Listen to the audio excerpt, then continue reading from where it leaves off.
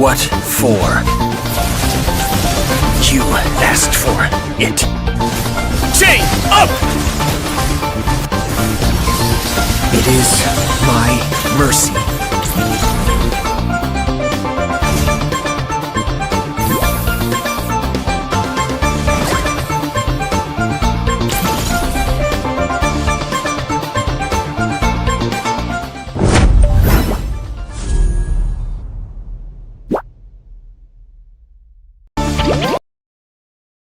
Good evening, ladies and gentlemen, and of course, welcome back to NCC National College Cup, brought to you by Battleknights India, of course, and it's powered by Vista, and production partner is Indian Gaming Corps, the IGC, who are obviously the one responsible for bringing you this all visual effects all the production stuff, because obviously I love this overlay and everything. But anyways, we're going to be obviously diving into the 6 matches obviously that we have every day. This is going to be day 8 of round 1, all best of 1 series matches, and I'm excited to see all the students that are going to be pulling up, of course, and going to be showcasing their skills to the brighter audience. Obviously, introducing this myself, I am Ray, and I'm joined by Dark Knight Rises again. Jokes aside, Fredo is facing a little bit of technical issues on his end, but he will appear pretty soon. But yeah, he is here present. So, Fredo, welcome back, even if you're pretty dark tonight. Yeah, Maybe of you got course. Hellcut outed. Yeah, I feel like Hellcat ulted on me, and of course, Brody just came and just touched me, I guess, or something like that. Just some of it just impacting my camera tonight. Of course, I'll be back in just a short while, but tonight's matches are going to be really interesting, Ray. Absolutely, because we first away, just like guys. Obviously, Fredo is from Tripura, but he's also Manipuri. So the first one is actually gonna be the team Royal Manipur, a team that is actually quite known from, like, I would say, even 2024, and they're representing Thoubal College. On the other side, we have Sea Wolf, which is KC Das Commerce College. Oh, this is from Assam. This is basically, obviously, it's commerce college, so you can understand. It's called KCC, which is funny because this is NCC. So yeah, it's gonna be a fun match. So Fredo, KC Das Commerce College is funny enough. It's actually only 3 kilometers from here. Like, it's walking distance from my Wow, place. that's really And good. their uniform is actually a little bit similar to that. You described. It's pink, like kurta kind of thing, and white, that salwar or whatever. I don't know female attire. I'm sorry, but yeah. Yeah, of course, because you're single, bro. You don't know too much about girls, I guess. Yeah, but yeah. Anyways, Crazy. guys. Okay, so tonight matches, of course, like you said, going to be Manipur College, and the other one, like you said, the KC Das Commerce College, which right, is from Yeah, yeah. Assam. So yeah, both these teams going to be facing off each other. Royal Manipur is, of course, a very very familiar name, right? A very Mm. very familiar name because we all know that these guys have been there in the tournament scene for quite some time. They play a lot of offline tournaments as well. So yeah, it's going to be really interesting to see if they'll be able to win this one or not. Because Seawolf as well, sometimes when you expect to win, when you feel like the things are going to work out in your favor, sometimes they don't because of course anything can happen. So yeah, it seems like Royal Manipur is going to be really cautious with their draft. They're not going to give away the Eastern Shin just yet. Yeah, and obviously, I hopefully, since they're from Commerce College and they're like 3 kilometers nearby. Damn, I could have coached them if they were so nearby.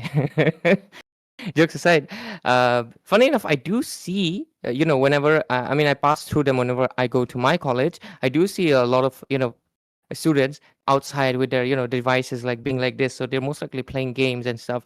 I should approach them sometimes and help them out if they're having troubles. But yeah, that aside. Sea wolf, that is interesting. Sea wolf, usually it's she wolf, but sea wolf, that is an interesting thing. I would love to see if they pick up a Roger just to justify their name, but I think that is a very optimistic view. On the other hand, though, just like you mentioned, we are going to be seeing the Yushin, but why a Ling, though? That is a little weird. Royal Manipur, they have a Ling user, right? I think they do. Seems like they do have a Ling user. So it could be possible, Seawolf might be aware. Because the thing is, well, the thing about like a little bit popular teams is usually, when you face against your opponent, the opponents are really wary of what you actually play. So it's like you are a little bit more vulnerable because they will try to ban out the heroes that you really like to play. That's why right now Seawolf might be banning out the lane because they do know that Royal Manipur is a good link user. Along with that, right now coming in another one of those meta bans, Karita, of course, which has received two buffs consecutively in the last few patches. So yeah, that's the reason we'll be seeing. And seems like this match is going to be interesting, Ray, because if you look at the drop, this is going pretty good actually. So far, yeah, the bands are nice. I'm waiting for the picks because you've seen and I have seen. Obviously, we were together that even if the bands are good, suddenly the picks are very leta. Uh, Not meta, but very leta. So it is very possible that even if the bands might be decent, we might not see. But I'll have the benefit of the doubt. But obviously, Royal Manipur, I do have high expectations of them because it's a team I've actually seen last time in like a few scrims actually and a few like smaller community tournaments. I remember seeing them for the first time in DXS. So yeah, let's see how if they have improved drastically because obviously it's been a while since we've last seen them, right? So let's go. And last band coming in from Seawolf. What is it going to be? Most likely going to be maybe a Farsa, I think. Should be Farsa. yep, definitely. It seems like it should be a Farsa because we all know what happens when we do see the Farsa, right? It's very hard to Bird counter long bird range and recall. everything. Yes, the bird recall, of course, yesterday. I mean, I did not know it was actually a guy that I know. His name is Shoyo, right? And he used to help us in organizing tournaments by doing referee and stuff like that. So yeah, Oh. he's one of them, man. Because I saw his status on WhatsApp when because we were just glazing him yesterday when he was flexing that bird recall. So yeah, finally I am here, guys. Hello, thank you, Hero. Thank you, Hero, for bringing me alive because I felt like a little bit dead without the camera feed, right? So yeah, we're back, and like I was saying, Ray, it's it's very very possible that they could go for a Farsa first pick, but right now, well, seems like it's going to be the Grok instead because of course the Grok, the newly revamped hero. Why not try it? Yeah, because Grok is obviously allowed in this tournament from day one, and even in other tournaments right now, actually he's legal because of course the time period has passed. So because of that, the board is going to be available to play. We haven't seen many God users, Grok users lately. Yep. So the Grok is very overpowered, but I have seen a few teams counter it out very easily because he doesn't have the crowd control immunity anymore. Because of course he got his crowd control immunity when he can charge, but right now he cannot charge anymore. He's in the charging state all the time because he's gathering passive points just like Masha does or like Deroth does or Xbox does. And when it's full, he can do basically his first skill once. It is basically enhanced basic attack and it counts as the first skill, and then he can follow it up with a first skill as well. So that's like twice excess damage, and not to mention he also has the HP based damage. It not much actually. It's like 5%. It's not going to hurt that much, but still it's better than being based on physical attack because right now even if Grog goes full tanky, he will dish out some damage better than before because before either you go full damage and the Grog is like one shots your carry, or you go full tanky and you don't have any damage and you're not much of a threat. Right now, even if you go full tanky, you'll be at least able to dish out 10%, which as a roamer, it's actually very impressive because of course you're contributing some damage to the Mhm. team and sometimes it can be a difference maker. And oh my god, one side has Wolf, but the Wolf actually goes into the hands of Royal Manipur. I think they're just teasing because I wouldn't see why you would. This is a Roger Gold and it's gonna go against a Beatrix and Zask as well. Interesting. Well, Roger, I mean, I think if this Roger is played right, it can definitely dominate the Beatrix. We all know that Roger is one of those heroes that does have the ultimate available and does have two forms. It's basically five skills, right? At level two, actually. Five skills at level two is actually a lot of versatility that it comes with the hero. And you don't really get that on a lot of heroes except Roger. So if used right, Roger can really dominate the Beatrix in the goal lane. Along with that, Royal Manipur able to get their hands on the Lancelot, which is of course another very very good pick considering how good it is in this meta right now. So with that, we're going to be it's going to be even more interesting to see if this pick actually works out for them, considering the enemy also has a Carmilla, right? So yeah, the Carmilla of course going to be one of those team fight comps kind of lineup it brings along with that. So the kind of damage that Zask and the Beatrix will be dishing out will be a lot more when the Carmilla does connect that also. Yeah, it's going to be interesting to see if this Carmilla can play things right and use that Curse of Blood well. I think Carmilla is going to be valuable considering what the rest of the members are going to be, of course, especially if there's a hero that is kind of hard to reach. Carmilla would be very valuable, of course, and disaster single damage will basically go to all of the members. So that's a good thing. Not to mention even the Beatrix as well, because Carmilla Ultimate is actually one of the. Okay, Fredo, you're pointing out the. Oh, my bad. My bad. I thought it was the refresh button. Sorry. For yeah, because it's like this, right? It feels like the Yeah. refresh button. I Yeah. get it. It happened Like with me once. my camera feed is kind of lagging. Okay, so I thought Even I'll try mine is doing that. actually a little bit laggy. I think it's issue with the server thing for the website. Yeah. See, even I'm lagging slightly. So yeah, I don't know even what though to I do. fixed it up all the way, it's okay. It's okay. For now, let it be. Let it be. At least you're appearing and not completely black, right? But Yeah. anyways, we are heading to the second phase of the draft, and She Wolf was obviously banning out the mages, but I would honestly recommend for them to ban out a Chang'e because Chang'e can easily just melt the Nightmare Spawn. And that would be a really good pick because you can just easily counter out the Zask because Zask also pushes, he pushes, and you can also melt the Nightmare Spawn. So because of that, Mm-hmm. it's going to be really valuable if they pick up the Chang'e. And that I feel like as a Husk, you should definitely ban out the Chang'e. But I do understand they don't want the Lunox either because Lunox can easily escape. Zask will just waste all of his skills even if he tries to. And Zetian is a little weird though, but maybe they just don't want to get their ambushes to be smelled out by that Fury of the Phoenix. So that is the possible reason. And they ban out the Suyo. A lot of mixed drafts, I would say. But overall, they're actually prioritizing what looks like mid lane and jungle. Yuzhong was a Mm. little bit odd in that sense. But overall, yeah, we're almost done with it. And Royal Manipur with their last ban, we'll see Sea Wolf pick it up for themselves and we'll get what they have in mind because they have yet to pick up the jungler. Maybe they might pick up an Xborg, maybe? Possible, I guess. Definitely feels like Xborg could be coming in because this draft is, of course, team fight reliant. If you have a Xborg as your frontliner, it will just enable your teammates even more. Along with that, even the Fredrin could be doing a good job here. But right now, they're going to ban out Royal Manipur. They're going to ban out the EXP laner Badang here because, of course, the Grok is supposed to be played in the Rome. It could be used as EXP as well, so we don't know. But for now, the draft is looking like a little bit in favor of the side of Seawolf still. Zetian, of course, like you said, it might not be the best thing to ban out, but it does make sense because the enemy is like a bit more team fight comp. So it seems like the Zetian might disturb their flow, right, when they decide to go and engage. So that might be one of the reasons why we have seen this ban. Yeah, Other than possibly. that, I don't really see any other reason why they would ban that. And along with that, now first pick coming in from Seawolf, jungle and EXP required. I feel like they can go ahead for a jungle pick, but if they feel like the jungle might be countered, or they go ahead with the jungle pick anyways. They go with the cushion here. And long time no see, old friend. We actually saw him once by that one of the composition, remember? It was, I forgot their name, but basically they wanted a Gushan and stuff like that. It was a very good Mm-hmm. composition, but they just played numbers game. Like the whole game, 5-man turtle, and they just won all the objectives, and at the end, they won by kills as well. So that was the plan. But this composition is a little bit of a more like, I would say, like it falls a little bit sour because like all of the members are really weird. They don't exactly have a synergy. The only synergy I would Weird. definitely see is the Zask is just gonna try to push, but that can easily be stopped as well.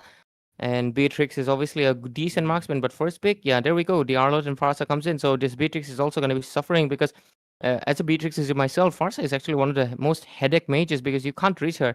They do have Mm-hmm. they do have Gushan, but I'm not sure if Gushan can reach through an Arlot and a Grok as well, even Yep. though the Grok is not exactly CC immune, but it doesn't matter because Gushan doesn't have any CC either. So, funny enough, I do think they will face a little bit trouble reaching this Farsa unless this bird recalls comes in. But yeah, other Exactly. than Bird that, recalls. I do think the side of Seawolf, they will, from KC Das Commerce College, they will suffer a little bit with their composition right now, and their EXP is still yet to pick. It will most likely should be a CC, maybe, or maybe an out of pocket pick. Uh, what else is open? Their last pick could be game changing for their side, because the team fight comp is really good. But now, if you combine it with a sustained fighter, oh, sustained fighter indeed. And with this Ruby, things are going to be very interesting because now the frontliners cannot really dive that easily, right? Ruby, if they get locked in that stun and the Carmilla connects it, it might be a little bit so. It might be a little bit difficult for them to try and engage. So Royal Manipur have to be more careful when they decide to go in for that full dive because look at that comp, man. It's full dive comp from the side of Royal Manipur. I just think that obviously Ruby's not the best EXP laner, but it's not the worst either.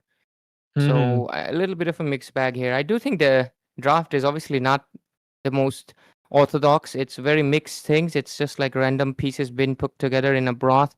And that's the thing about broths, you know, sometimes when you put different ingredients, they can really come out really good. And sometimes they can come out really sour, bitter, or something that is not tasteful. So because of that, I do think it's going to matter how good they can execute, how good they can cook with this composition. I do hope the best because obviously they're from a college that is basically 3 kilometers from here. But anyways, ladies and gentlemen, we're going to be diving into the game, and there we go. Familiar faces, familiar names. On the other hand, we're going to be seeing the first game of this evening, ladies and gentlemen, NCC National College Cup, and then we have the side of what was the squad for? Sorry, the college for the Manipur, Royal Manipur. Thaubal College. Thaubal College, and the other side is obviously KCC and NCC. Pretty funny, but yeah, KC does Commerce College. And this is a best of one series. Myself, Ray, and I'm joined by Fredo, who's no longer a Dark Knight. Don't worry about it. But yeah, we dive into the game, and let's see who gets the first blood. Anyone can be getting first blood at this point, especially after whatever has been happening. I mean, whatever draft that they picked up right now, especially the Farsa, Grok, very good early game that they have. Gushan, completely unaware. Does he know that the Arlord is there? He probably knows it. Arlord just decides to dash for now. And the Lancelot arriving as well. Momo doesn't have level 4, but he has his retribution. And anyways, Engage coming in, and most likely they are going to be able to get it, do they? Yes, they do. Gushan doesn't get anything and just have to pick up the scraps, which are the heals. And on the other hand, the Arlord is also dishing out the damage. Grok has to get out of there, and he will leave. Oh, what's the name for? Codename Amojao, I think. Something like that. That is funny because... Codename Amujao. And what do you know the meaning of Amujao is? What is it? Amu means black, all right. And Jao means big. So, yeah. Okay, got it. Yeah. Got it. But it's funny because Grok has a skin called Codename Rhino, so Yeah, exactly. pretty fitting. Oh, first blood might come in over here because Shiro not looking good, and yeah, Momo okay will get the kill, and he will go back right now. Oh, look at that, Diaz is stuck. He doesn't have anything. Oh, he's the one that would actually the blue buff, and he'll most likely get first blood. Get taken down here as well. And Arlot still trying to fighting Biju Hunter. Oh, it's been a while actually. I had that name Biju Hunter. But yeah, Turtle. And it's going to go uncontested because Gushan is still level 3 along with Kai. Along with all of the members actually. Damn. Oh, except for Beatrix. She's level 4. Yep, things are looking good right now for Royal Manipur as they are already ahead with the Turtle as well, getting 2 kills on the board. And with that, now the Grok arriving, finally paying attention to the EXP, to the goal lane. And with that, Mr. Mark from the side of Seawolf from KC College will be definitely facing some trouble. Backup does not really find the Grok in that bush, gets hit by the Roger. And with that, Engage coming in surely now as Momo will be arriving soon as well. But before that, oh, Beatrix, bit too aggressive, I guess. Yeah, will most likely get taken down over here. No, Boroda will be the first one to be taken. Lot of damage. Mark almost got taken down himself as well, but did not get slain just yet, and he will make a swift retreat. But overall, yeah, 3-0 for the hands of Royal Manipur, and they're really doing good. But Gushan finally gets his hands into 2 buffs. Yep, finally after getting stolen by his own teammate in the first one. Of course, not stolen, but kind of, oh, defending Biju Hunter. Have to be careful here. 1v1 against the Ruby. You don't want to lose that, Biju. And with that, Biju survives that. Of course, he has that level advantage. Ruby's 5, he's 6. But now he does need to be careful. 2 members arriving, and with that, he uses the flicker. The Zask might want to go in, and yes, he does, but it's too late. He's inside the bush. He'll be able to get away into the goal lane, though. Look at that. Roger, double kill for Igris, and with that, things are looking good once again for Royal Manipur. And I think with 5-0 score already, they're already set up with the precedent of a snowball, and they will be most likely able to get it. Oh, 69 coming in to most likely shout. 69,000 damage too, right? But yeah, jokes aside, 5-0, and they have a 4,000 gold lead as well. Oh, okay. 4,000, yeah. And next turtle comes in as well. So, what's happening into the top lane though? Damn, Grok and Lancelot soloing 3 people, and Boroda will most likely get taken down. Whoa. But Lancelot, dodged it right at time, and will also get out of there. Conceal already active? Damn, that's really fast. Yeah, that's because of really, all really those fast. Kills, all those assists. I mean, look at that guy. How many assists has he got? 4 assists already. And oh my god, Biju Hunter might have to be careful here. Stun coming in. Oh, Biju Hunter outplaced already, but it seems like he might be able to get away. But no, Shiro will be unlucky. He will fall. And with that, Ruby arrives. Ruby will be getting taken down as well. But double kill for Biju Hunter. Royal Manipur looking really aggressive with this great start that they have had right now. 8-0, completely snowballing the game. Getting into the enemy jungle, completely out playing the enemies at this point. Absolutely, and with it, they are already pressing the mid lane as well. Look at the damage. Oh my god, Boroda gets disintegrated out of the map, and the Roger still wants to go in. Doesn't really connect into the Beatrix, and will just retreat, and they will get a mid threat under basically on 5 minutes, and they will take the second turtle as well to their name. I do think they can just not take the last turtle and go for the Lord, because this game is a full-on domination, because being a team that has already experience with the tournaments, they are just really showing their dominance over the hands of, oh, look at the Ruby almost get taken down solo by Biju Hunter. On the other hand, so much damage being dished out, but Zask will use the Dominator's Descent, but it's not going to be enough. He's also getting melted by, look at the damage coming in as well. Zask will try to retreat, but oh, that is a beautiful wild charge coming in, and obviously Arlo dishing out the damage, but they will retreat and they go back. That was a nice combo from both the Grok and the Arlot, right? I mean, we usually talk about the final slash, but this was not the final slash. This was actually the first kill. I don't really know what that's called, but you know, that is some good stuff being shown here by Royal Manipur. Good synergy from both sides. Right now, 3v1, and he won't be able to immune, but here it comes. Roger in the wolf form is something that can always pick up every single kill, and he picks up 2, and there it comes. The bombardment from the skies will take down the Gushan as well, and now Kai in the mid lane, the Josk will get taken down as well. What is that damage from 69? 69,000 damage. Yeah, just like I was saying. But 15-1, the only kill they got is obviously from Momoke, who got caught a little bit. But overall, it's a completely one-sided game. Around 9,000. Oh, look at the engage coming in. A beautiful one. Biju Hunter will get the kill. And right now, the next one going to go into the hands of 69. Gets the mega kill for the team. And 17-1. That's 16 more deficit kills. And a staggering 10,000 goal lead in 6 minutes. Wow, that is some stuff there. Shown by Royal Manipur. Seawolf definitely finding it really hard to break into this game. Just 1 kill. And that too because Momoke decided to go 3v1, of course. He does have the potential to do that, but he does not really have enough farm to support those potentials for now. But now, Biju Hunter might be the next prey. Falling to that, but oh, comes in final slash, but he's all alone. He's still alone. 69 does not engage yet, waiting for the right timing. And finally, he decides to show himself, reveal himself. But it's still not enough. There's still not enough. I guess Biju Hunter comes in. 69 does not really have the feather airstrike still. And with that, Shiro has been completely displaced out of position. Will he be able to survive it for now in the top lane area? Seems like they're going to get a few. And with that, Momoke. And with that, look at the Gushan. He's not able to run away still. Final slash comes in and Biju Hunter will get that kill. Solo in the jungle area. And with that, Momo comes in as well. Takes in 1 more. Might be 3 this time. As he's going in for Mark. Mark will be taken down as well. It's unstoppable for the Roger actually. Double kill. Could have been a maniac, Roger. I don't know why he did that. But anyways, that was another close call, but with already they might be coming close to a very fast-paced game, and they might just be able to end it because look at the damage is popping in, and they might just able to take down Boros. Yeah, they do. Godlike secured. Almost 9 minutes in. Can they end it before the 9 minutes clock? They're really trying to put the pressure in. The waves are finished. There's a lot of damage from the Beatrix though, and the wave will be cleared. With the strong wave clear, they will still persist, but the bot lane waves are still coming in as well, and will most likely try to push in and just go for it. But overall, let's go. Let's see. They are still trying to push in. It's gonna be 9 minutes in 20 seconds. They're really trying to go for Lancelot. Comes in with a ching and will take down this obviously Gushan as well as Zas. Momo will fall, but it doesn't matter because they're gonna try to go into the base because look at the damages coming in from Biju Hunter and every one of them emoting while flying on the bird form. What is with the Farsas, bro?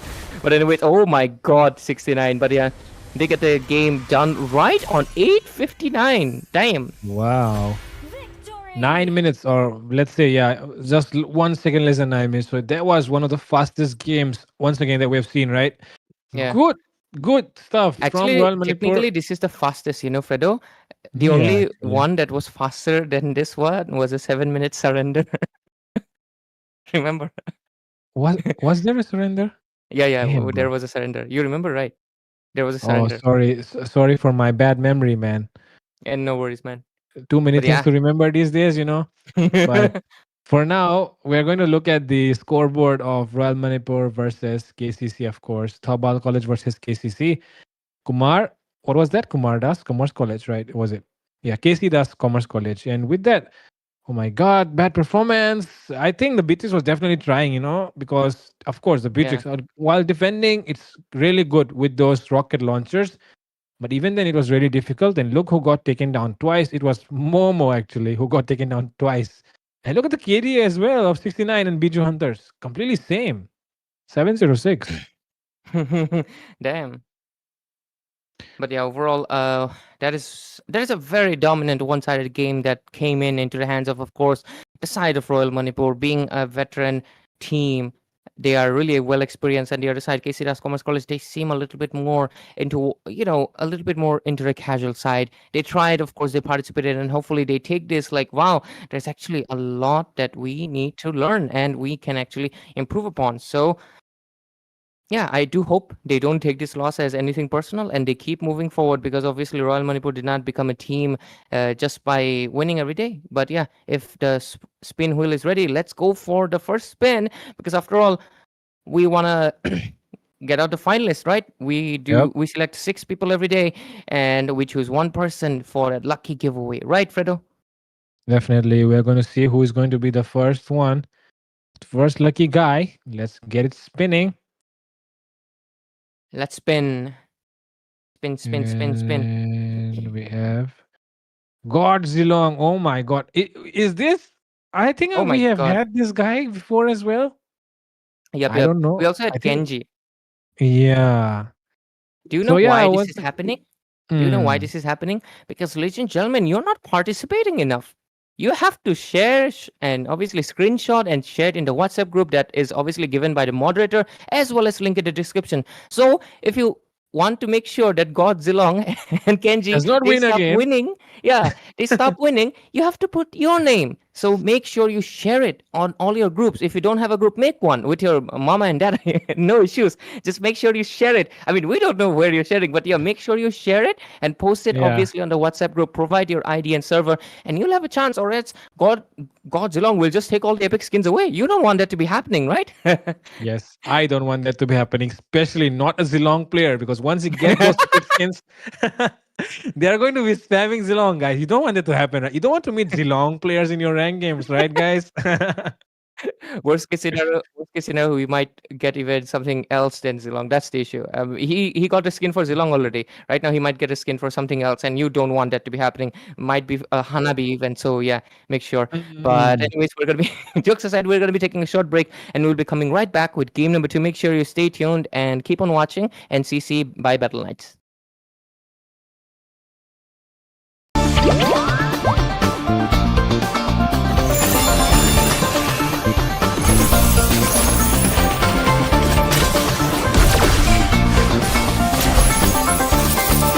I am more than a weapon.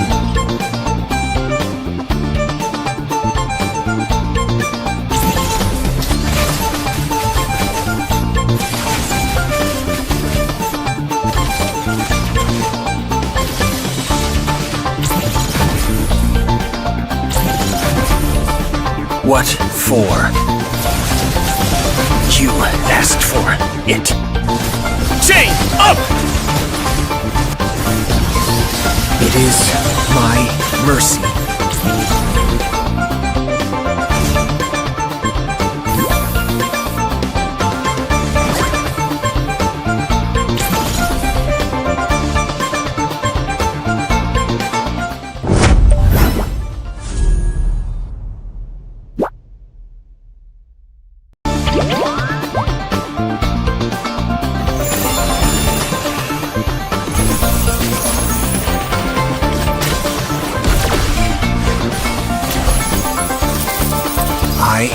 more than a weapon.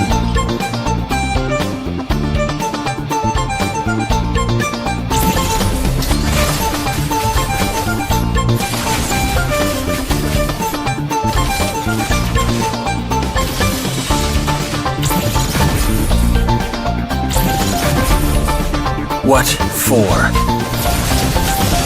You asked for it. Chain up! It is my mercy.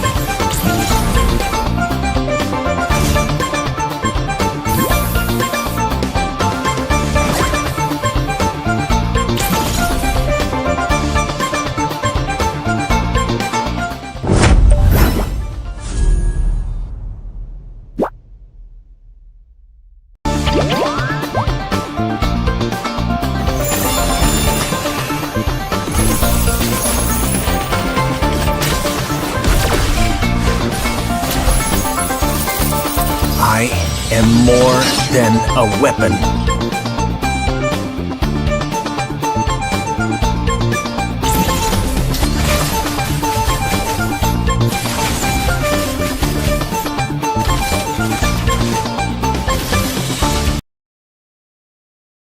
Anyways, ladies and gentlemen, welcome back. Of course, we said it's going to be a short break, and it was just a minute, and we are back again with game number. Yeah, it is just a minute. Yeah, we are back again into NCC National College Cup, brought to you by, of course, Battleknights India, powered by Vista, and production partner is obviously Indian Gaming Corp. So we're bringing you these beautiful visuals on the screen.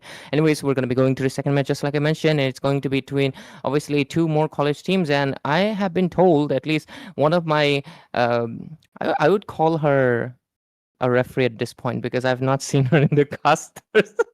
if you know, Community member. Community yeah, member. community member Numi. Numi is actually part of. Actually, I've heard she's a manager for the team Renaissance.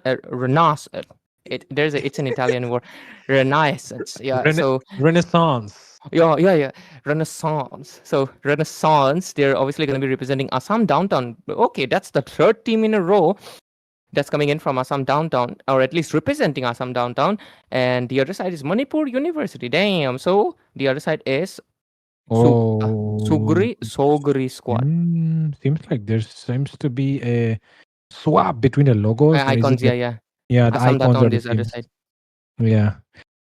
But yeah, whatever. We'll get ahead with it. We'll see Sougri squad. And you know what Sougri is? Sougri is actually a vegetable. It's a leafy vegetable in Manipuri language. So yeah, we're going to see a vegetable squad playing against French literature. So yeah, guys, that is how weird team names can get in Mobile Legends. And if you want to witness, of course, the Assam Downtown University, one of the most popular colleges in the Northeast region, play against Manipur University, of course, the State University of Manipur. Right now is the right time to share this stream and, of course, participate in the giveaway and bring some more friends to watch along with you for this live match. And with that being said, getting into the draft already, both the sides are perfectly aware about the draft meta, right? And that's why they're going ahead with this Grok ban. Along with that, we can see the Wii Sunshine ban as well.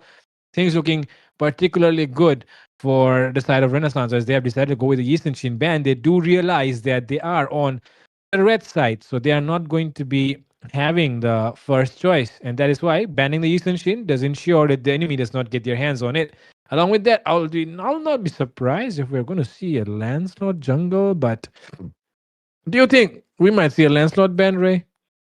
Most likely should be coming in Renaissance. In English, what was it? Renaissance, right? Was it Renaissance?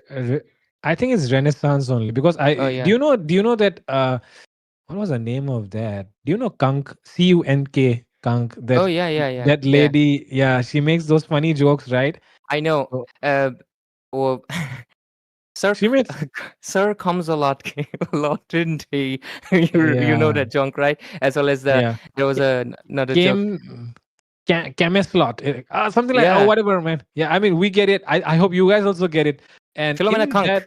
It's Philomena Philomena Kunk. yeah, Philomena She has a Kunk. nice accent as well. She makes a lot of good jokes. Like it really makes you like jokes that really make you go. Yeah, She got a point. Actually, there was actually I mean, she had one of those videos where she was actually talking about this, and she said, So, what kind of sauce is Rene sauce? Renaissance. Renaissance. See, she didn't say sans. Okay, she said Yeah, sauce. Renaissance. Because Renaissance. because it's actually the end does not get pronounced, so it's actually Yeah. Renaissance. So that's why it's kind of weird. So she said, "What kind of sauce is Renaissance?" And with that, like I told, Sougri is a vegetable, so we're having some, some really relevant stuff here actually. With that band section looking pretty good because both the seems to be aware of the meta, and with that, we are going to have the first pick coming in from the side of Sougri, and that could probably be the land slot as it is still open, but instead they'll go for a Granger because the enemy decided to ban the Irrital, so they go with the Granger. That is actually good, I think. What do you think, Ray? I think Um, since the Airtel was banned out, it just always weirds me out. Okay, when they just ban the Airtel on the first place because it's weird. yeah, Like it's a counter you're kind of. just you're just telling your opponent pick Granger unless you have Yeah, actually a really good counter. I do think that's a little bit of a weird ban. You could have picked it up for yourself, but still, we're gonna be seeing the fish lady and the strong lady, the lady with a wow, lot of testosterone coming in. It's gonna be Hilda, yes, one with really feminine figure and one and with very masculine, a balance being made for the hands of Renaissance. and it just feels like right now Renaissance is definitely here to promote female power, of course.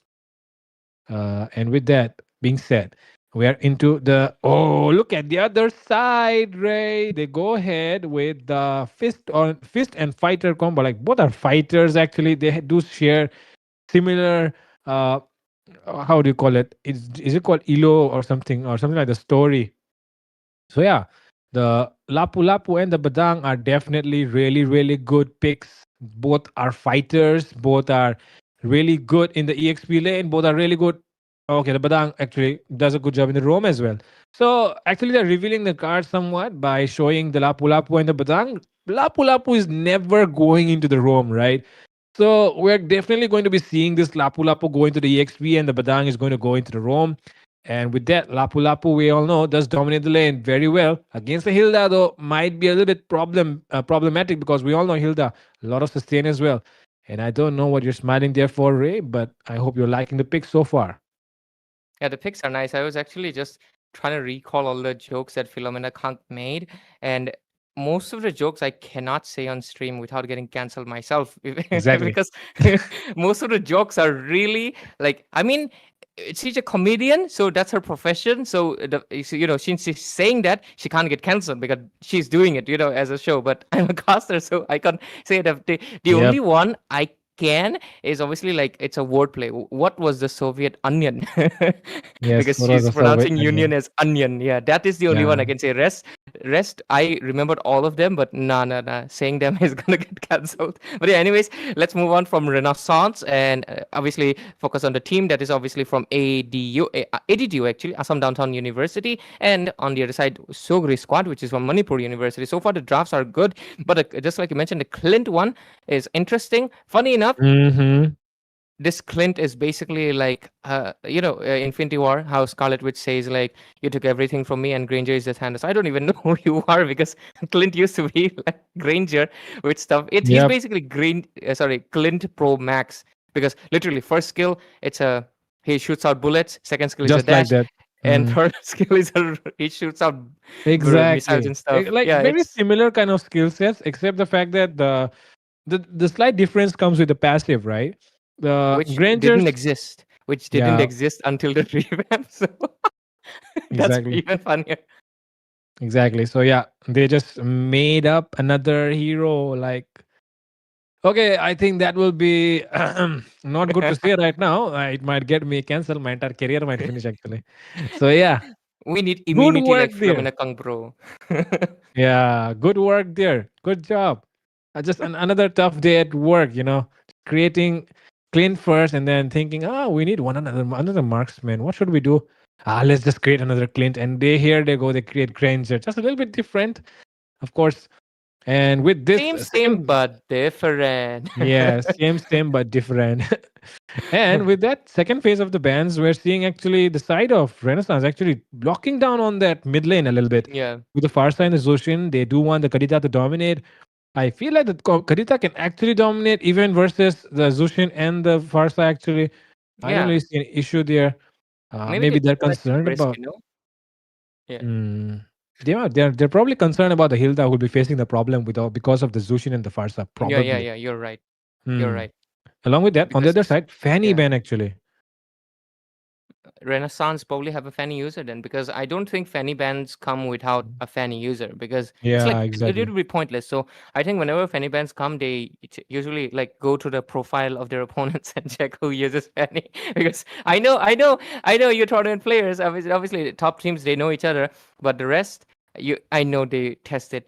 But yeah, the Franco is going to be coming in, which is funny enough. It is actually valid because, of course, if you land a hook, that's good. But the suppression can shut down the Lapu Lapu because Lapu Lapu is not immune to suppression, neither is Badang. So Franco, funny enough, they can actually hunt these two down easily.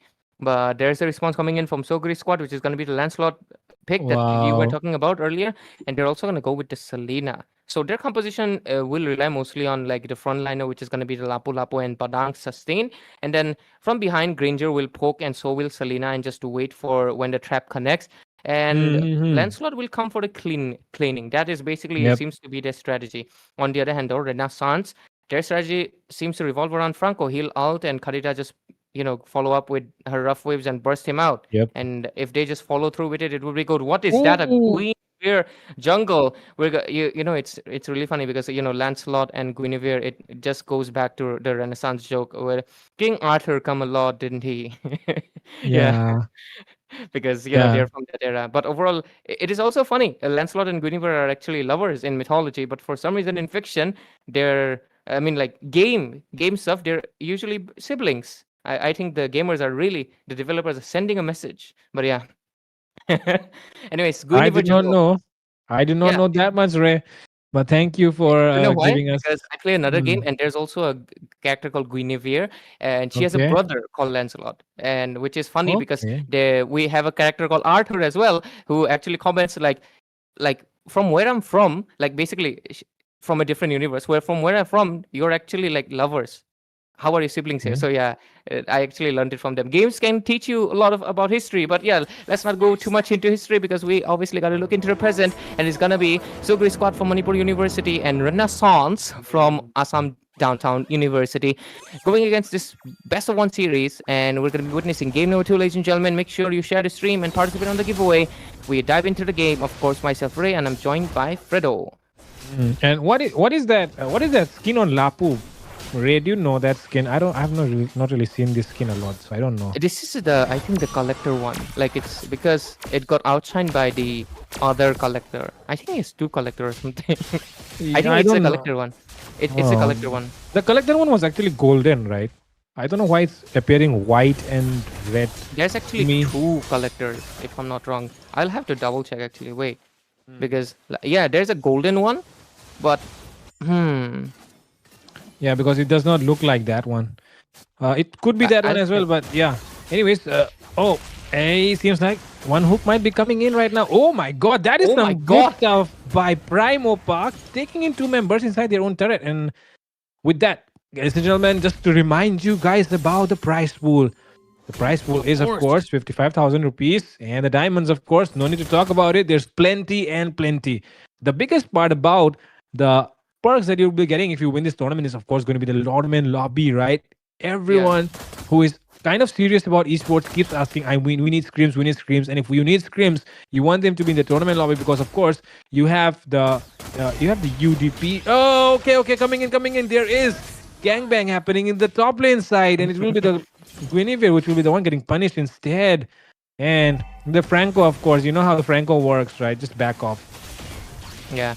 But into the mid lane, most likely the Karita will get taken down over here, and Sang will get shing by this Lancelot and get taken down. The next one, let's look at it. Oh. Oh, the Barang just does not stop, and the next kill might just be coming in. The Hilda will try to run, but there's the hook coming in. The Guinevere comes in with the Violet Requiem and gets a kill. Oh, that is Numi. Hey, she said she is a manager. Damn, Oh, manager is also a player. Okay, yeah, they can play, but that's a surprise. Numi jungling. Oh my god. About to get trolled after this for sure in the group chat. But for now, Makes sense it why. seems like. Makes sense why. Yeah, of course. And with that, of course, she got gangbang there in the top lane, right? 3 people on her in the, and there was even the roamer was not really going to save her. Oh, but look at the Shing coming in from this clan store, but it's a Hilda, of course, very strong, very healthy, no trouble whatsoever. Look at the Franco though, making his positionings. He wants to go in for Red Hook, but look at Numi going all in. But she will be the one getting taken on instead. Oh, it was not Numi actually, it was actually the Badang. And with that, oh, nice hook coming in from the Franco. There is no backup though, she'll still able to get it as the damage is enough to kill that Selena. Actually, that is the Lapu Lapu collector. I was right. It's the fact that the portrait, the loading screen portrait, it's golden, but the skin armor, it's like silver, white. That's why. But Baka will get the turtle, and right now the Barang is going in, but Lapu Lapu will come into the scene and takes the kill. Mochi will secure a kill as well, but Lapu Lapu will try to make it double kill secured. They even got the turtle. Oh yeah, they do get the turtle, and they do get the kill. So ultimately, a lot of losses, but they're still with one extra kill. That is actually a good amount. But yeah, Lapu Lapu showing it with the collector skin, just like we discussed. Actually, funny enough, I have never obviously tried the Lapu Lapu collector skin myself. That's actually, I think that's why we were confused, because on the photo it's golden, but it's like exactly. silver. Exactly. That's the reason why I was confused, what is happening. But now it seems to be clear that it is actually the collector skin. I'll be more aware next time. Of course, guys, broke boys, man, don't have too much money to spend on those skins. But now, looking at the way the game is progressing, this seems to be an even game, None of the teams are actually quite ahead. But if we talk about the late game potential that is there, I feel like it's kind of favoring towards the side of MU, as they seem to have more mobility. Absolutely. But anyways, 4 to 5 still persisting. They do have the turtle. The goal lead will remain the same. The Franco will obviously be a key maker over here, and that is, interestingly, like 456. That name actually rings a bell. Is that from that Hindi movie? No, that was 786. My bad. 456. What does that mean? I'll have to check it, because it does ring a bell. But oh, look at Hilda and Lapu Lapu just bickering and fighting, poking each other non-stop. But overall, the next turtle gonna be coming in 15 seconds. The good thing is, Lapu Lapu will be definitely used to force his ultimate every single time he tries to connect. Bloody Hunt coming in. It will be Sir Baka who will be the one getting punished. And that's what happens when you pick a Hilda. Oh, Numi is able to surprise Prime Oppa there. And she'll be able to take down the Oppa. And now, the side of Renaissance are actually looking ahead. Yeah, and with it, better watch out. Oh damn, his name is Clint hit him and he's like That is a nice name. Fredo, what if there was a squad with like reactions? But look at the engage is coming in into the bottom lane. The Oppa will dish out some damage, but he has to retreat. He does punch out, and Lapu Lapu comes in with the Bravest Fighter Flicker combination as well. Most likely gonna be going in. Will take down. No, Sir Baka is the one actually getting taken down. Hilda will also retreat. Barang still persisting, still fighting along with Yizas and Minus, but it's not going to be happening because none of the members actually do get taken down, and all of them will retreat. And even the top lane is gonna get taken down. Because will not be able to defend it. Assam Downtown University definitely cooking, and with that goes down once again. Selena will be not falling this time, and actually things are looking really, really good in the favor of ADT. You, of course, Assam Downtown University, and with that, Manipur University really struggling at the moment. They do not seem to be finding their composure, even though the graph was looking definitely better on their side. The execution of ADU is definitely much, much better, especially the Franco and Hilda. They are doing a very good job at covering area, providing information, setting up for those plays, But on the other side, MU are not really able to do that because, once again, Hook might be coming in, it seems. Hook doesn't really connect, but it's all good. It's all good. But I'm actually curious about the rest of the members that Numi has brought in. I'll have to ask. They sound familiar, It feels like I know them because they're from Assam Downtown, so I might have played a tournament or with them. So yeah, they do seem familiar. I'll have to get some information out of Numi, our community member. It sounds so weird saying community member.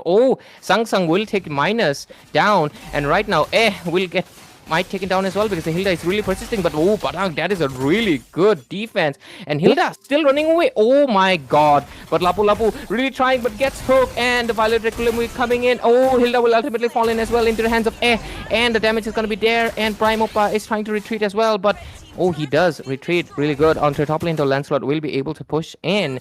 And there we go with that turtle next coming. And this time though, Numi will be able to take it. Can we see the builds? Is she going damage Guinevere? I think she is. Tank as well, actually, because tank Guinevere isn't bad, you know. It does provide a lot of. Do you know why I asked? Because I don't see the Molten Essence. Tank Guinevere always builds that first, that's why. Oh, yeah, that's actually right. Oh, Numi, nice jump. Lands on the Natalia, and with that, the Natalia gets taken down as well. And there it comes. We're seeing Molten. Oh, we're seeing the Cursed Helmet actually being built here by the Hilda. So that's good stuff happening. The Hilda definitely going to be more tanky, going to be dishing a lot of damage as well. And with that, the Franco, of course. This is actually how you play the Franco. You know, just intimidate your enemies by standing in front of them because you don't know when the hook will be landing. And with that, disturbing the buff as well, resetting it. 5 members gathered here. They might want to break out a team fight, and it will be the Hilda going up front. There it comes, Bloody Hunt with that bravest fighter as well has been used. The Violet Requiem has been used, but it's still not enough damage. And with that, the Lancelot takes down the Franco, doesn't let him retreat. And with that, the Clint as well. Ta-ta-ta takes down, double kill. Good stuff happening here once again. Overall though, oh, look at the damage that's coming. Will get taken down and he's gonna be reacting with an and Jesus. Oh, that wave monster kill. Really precise, and with it, Renaissance are actually making them a Renaissance painting with good, they're actually dominate. That is some good, like, what do you say, good response coming in. That is some nice stuff. But overall, yeah, let's just see what's gonna happen because so far the sign of I'm looking at the comeback chance. Can we look at the builds? So far hasn't really gotten anything much. Oh, there we go. Yeah, Guinevere is going for the full damage. Damn, girl belt winter crown first time. God, and take a look at the damage items that Clint has right now. He's probably very, very close to completing that. And with that, see, he has already completed the Fury as well. Now, see, the amount of power spike that will bring is going to be insane. The front line is going to get melted very easily, especially Prime Oppa and the Lapu Lapu. If you take a look at them, they do not really have any sort of physical defense. So this Clint is going to hit them really hard. Along with that, he has a Malefic gun. So definitely there is going to be physical penetration as well. Things are going to be getting really, really hard for Manipur University to make a comeback unless they take down one of the members. I feel like the best one that they can take down right now is going to be that Clint. Yep. Yeah. He is 3-0-2 sitting. And if they take him down once... They have like multiple stun, but like it's not there. You know, Badang is there. They can try to trap him in. Lapu Lapu is there, so they can combo with a lot of them, but they are not really exactly not able to do it just yet. Because early game they were doing it really beautifully, but right now it's not happening. So not sure what's going on because I do think they have the CC capabilities. And looks like Renaissance asked for a pause. Numi, why did you ask for a pause? Jokes aside, I think they will be able to win it, and just like you mentioned, they are able to take it down. We have seen epic comebacks happen, but it's a little bit unpredictable. Say when usually when there's a snowball done on this, like obviously best of 1 series, it's kind of hard to see a comeback really happening unless all of the members really try to focus in and bring out their inner Carl Tesian stuff. But yeah, we'll figure out pretty soon enough. But let's just see. I do think. With their composition though, the other side, Renaissance, it was a little bit more... No. Renaissance actually has a better lineup for a simple thing. They went for a dedicated tank, but yeah, we're going to be going back into the game, looks like, and the Lord is up. Retribution so far has been won out by Lancelot, but if they're pressuring... Oh, look at the damage. That's level 9 and 13? 4 level gap? Oh my god. That is crazy. Selena and Badang will get one-shotted. And things are not looking good here. Even with the Lancelot, even with the Grandeur, there it comes, Bloody Hunt from 4-5-6. There's not enough backup though, so he'll be able to survive this one.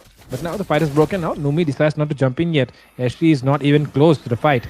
But with that, things are looking definitely in favor of ADTU because they are dominating the map right now, not giving any sort of information because the Hilda is standing on their faces. And there's nothing that you can do about it. Yeah, absolutely. And with it right now, we're gonna be seeing. Hilda has been just running around, round and round and round, Yeah, but you know. nothing much actually. It's not much of an anticipation. Sougri squad is just waiting No, for them to take the Lord, and look at just Mumi. She should be coming for the Lord, but she was hitting the green creep over there, the bear, you know. She took that. She took that red buff. Red buff more important. And what is she doing right now? What is Numi doing? girl, you're not the tank, girl. What are you doing, Numi? She's going Girl. for the blue buff now. No, she's just Oh my roaming God. around. Oh my god, that's What? Franco. But yeah, Uh, onto the other side, shutdown secured for Sang Sang, oh, look at and Numi. Oh, she's lagging or something, I think. oh, I think she's lagging. Oh, that's why they asked for the pause. Okay, Numi, you're Yeah. innocent. That's kind Oh of my sad. God, Numi. Unlucky there, Numi. And with that, Numi gets taken down. Oh, Bloody Hunt immune there by Sir Baka. Damn. And they will be able to survive that. But oh, Bloody Hunt. No, sorry, not Bloody Hook, but yeah, Aran Hook comes in. And with that, oh, Winter Crown play coming in as well. But will he be able to survive it? Oh, there is the Selena's trap. And that will be the one that will take him down, it seems. But Immortality being popped off as well. How long can he survive this? He cannot survive any longer as there it comes. Honros, the puncture as well, will be able to take him down. But now, the amount of damage that this Hilda is doing on the Lancelot is just too much to handle. But with that, Selena is already getting taken down. One again will be getting down. It will be the Lancelot. And with that, the Lord might finally arrive. But they have taken down a lot of members as well. I think this time around, they might just it's not going to happen because look at the map pressure they've built. Their mid inhibitor is just one basic attack away from the Clint. Doesn't even have to be enhanced. One basic attack, and boom, that turret is basically gone. So their base is going to be exposed into the mid lane. On the other side, even the tier 2 is taken down. Tier 1s are not standing anymore. So with one Lord, another Lord, obviously, with another Lord, they will be able to go through those tier 2s as well and make their base very vulnerable. And once the base becomes vulnerable, it becomes really hard unless you're a really, really good team, you know, like pro level.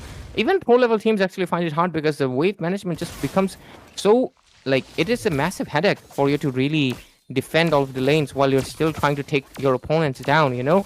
You cannot really exactly come out because there's a chance of the backdoor happening, but you cannot really stay in because the opponents will just come at you. So it's a little bit of a 50-50. 60 seconds for the next Lord coming in, 15 minutes mark, so they're going to be taking it, and we might see a 16-minute game, and damn, lag, that was lag. Even the Kadita had to process. Yeah. I was like, what was that? I mean, there was some nice stuff actually. And you know, sometimes what happens, Ray, like when you're playing this game, you actually pass through walls sometimes when you lag, you know. Oh, Yeah, great TMS. You go to heaven, legit. You walk outside the map, you start floating. There's a Yeah. song playing in your ear. I believe I can fly. You become Farsa and stuff like that. Sometimes. Oh, they get a bloody hunt. Really nice one into Prime Oppa, who was the primary target. And right now, with one member down. Oh, let's look go. at Coming from behind. Kadita survives that one. Inumi is AFK. Inumi cannot do anything. So they should prioritize it. I do hope they see it because if not, they will basically lose their golden opportunity. But look at that. Mochi will survive once again. But on the other hand, Kirito will get a double kill. And right now might go for the triple. No, Sang Sang says it's mine. And they get it. With only the Lancelot standing, they can just go for the push in. Wow. Because look at Hilda. Hilda knows what's up. Yeah, Oh, it's that's basically what a I'm 4v5 right now. And even then, the side of ADQ Oh my are God, Franco. definitely doing very good. Oh, Franco! Cancel the recall almost. Got him there. But You he'll be could able have to just recall. walked to him instead of going for the hook. It just Yeah. He actually That is literally funny. almost walked. I mean, the thing is, even if he hooked it from there, you know, the Lancelot would have definitely reacted. And that would have Yeah. delayed it. But he decided yeah. to walk right up until that he's inside that hook range. And oh, with that, Numi is not here. No But, way! oh, Franco got his ultimate cancelled by the Lord's knock. oh my God, things are not looking good here for ADQ. Nothing is favoring them.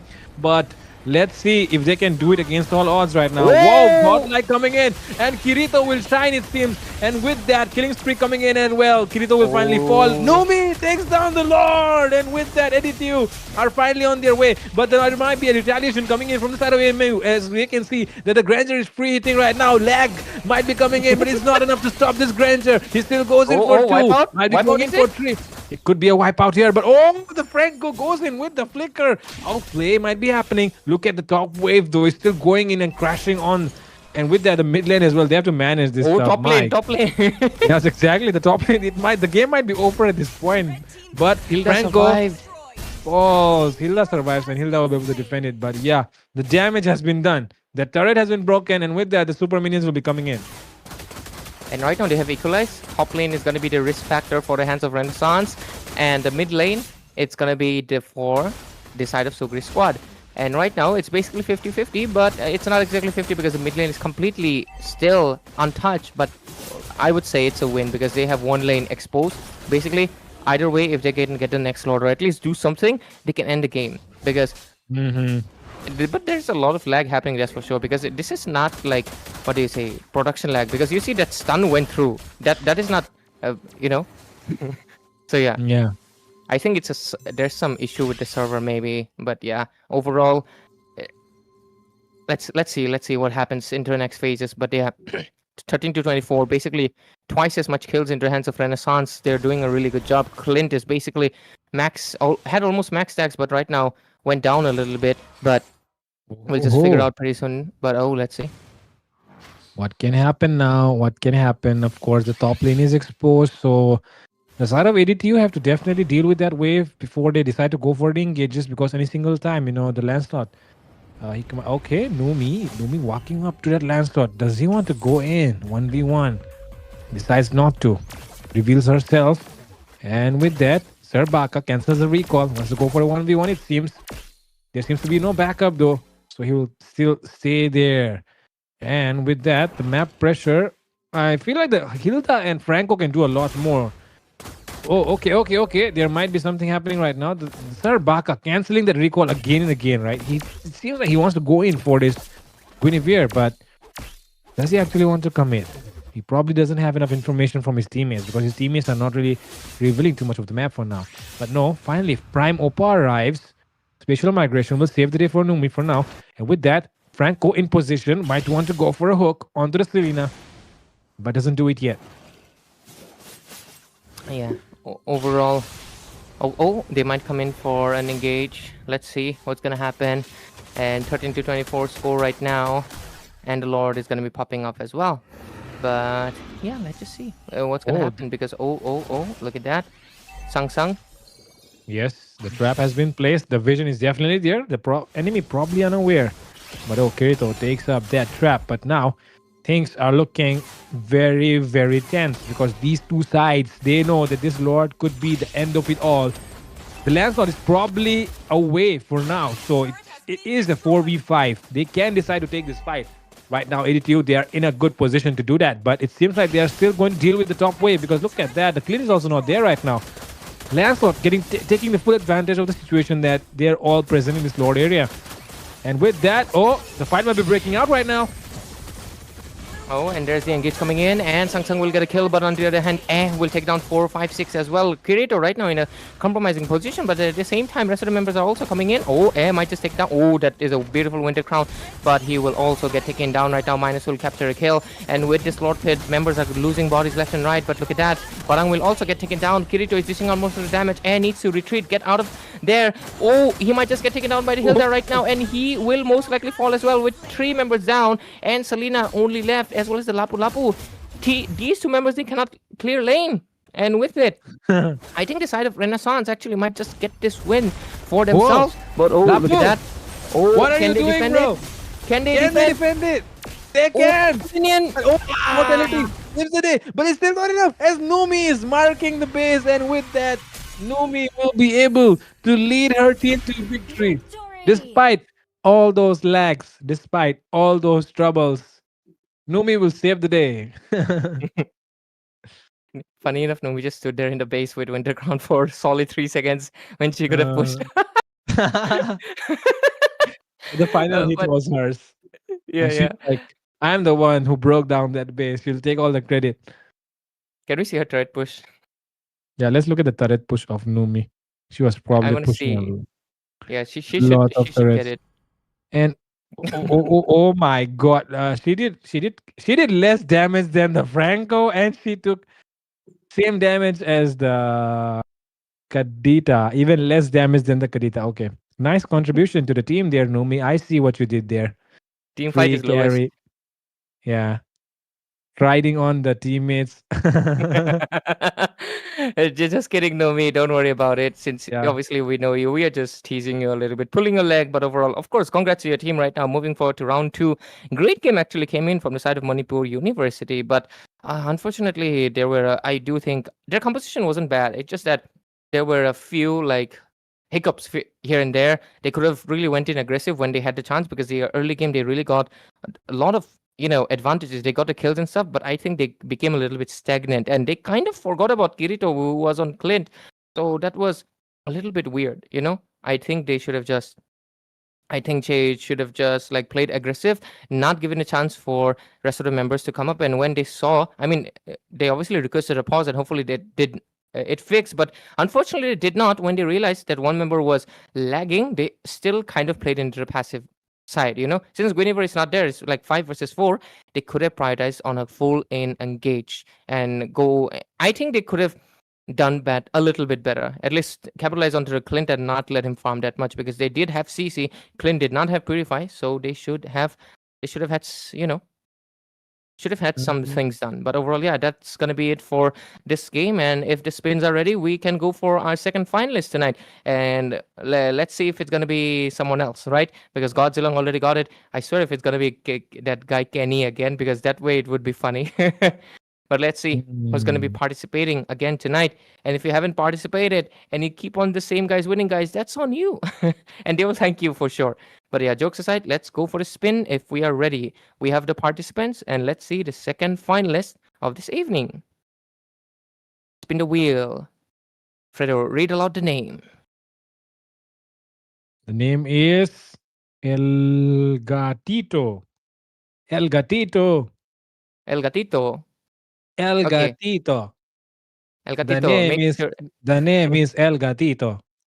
El Gatito. So make sure you stay until obviously the 6th match ends to make sure to obviously get your prize because you're going to be in the last draw as well, where we'll obviously take the 6 finalists and give them the ultimate reward. It can be ranging from 199 diamonds to straight up to 899 diamonds. So make sure you stay tuned for that. Make sure you watch the games and see who else the finalists are, right? So make sure you keep on watching NCC National College Cup, brought to you by Battleknights India, and we'll be right back with game number 3 as well. Stay tuned.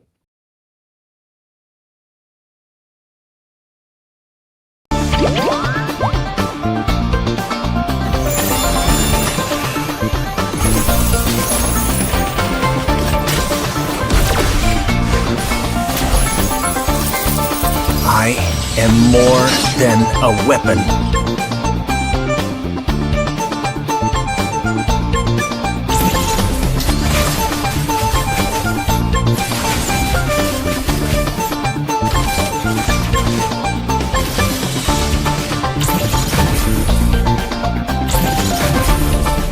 What for? You asked for it. Chain up! It is my mercy.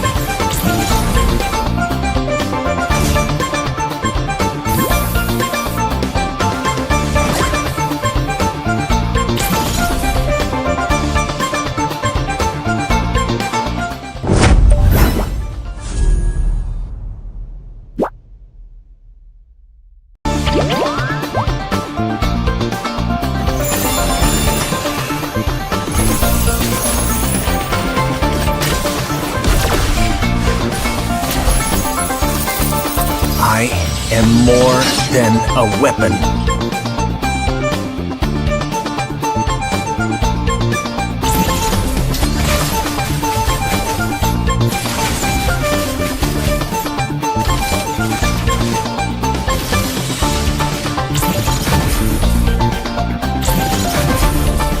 What for? You asked for it. Chain up! It is my mercy.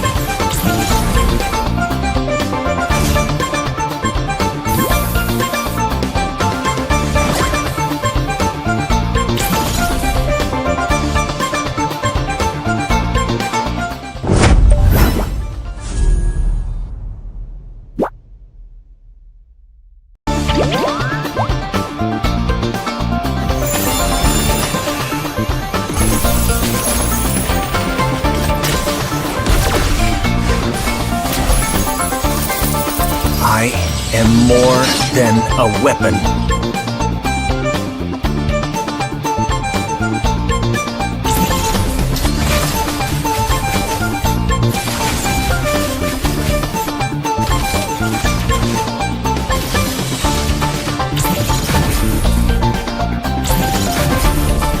What for?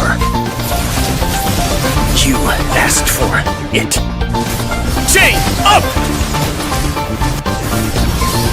It is my mercy.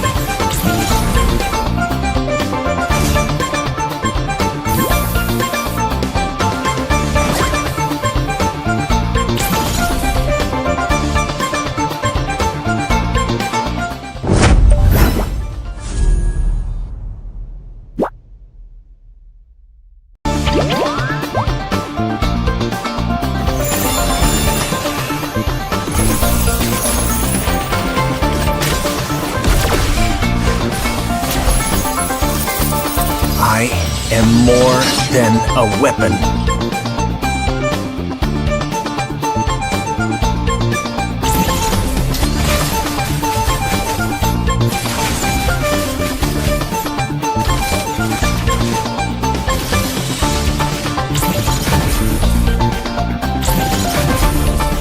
What for? You asked for it. Chain up! It is my mercy.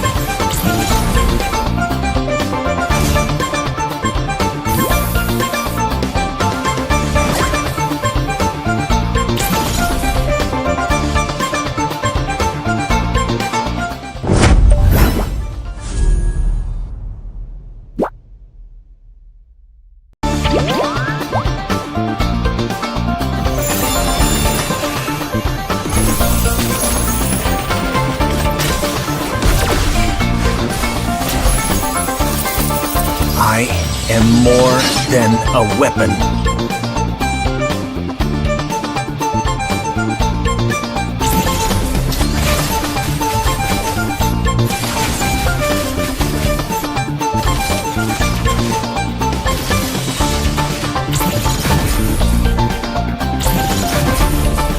What for? You asked for it. Chain up! It is my mercy.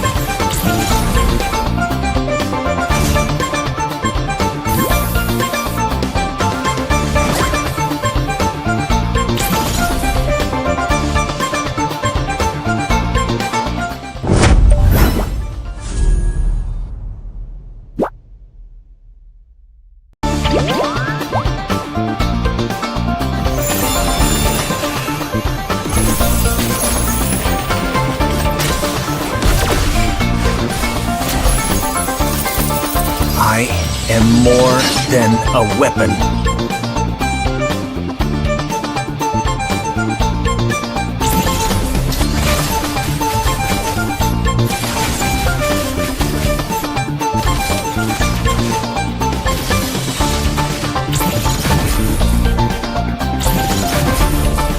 What for?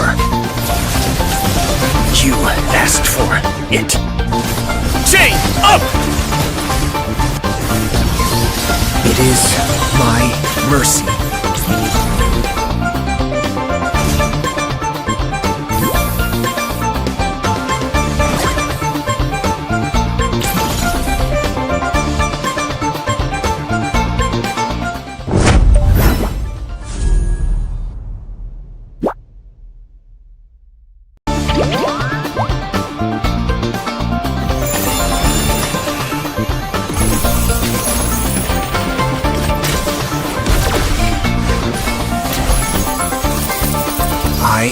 am more than a weapon.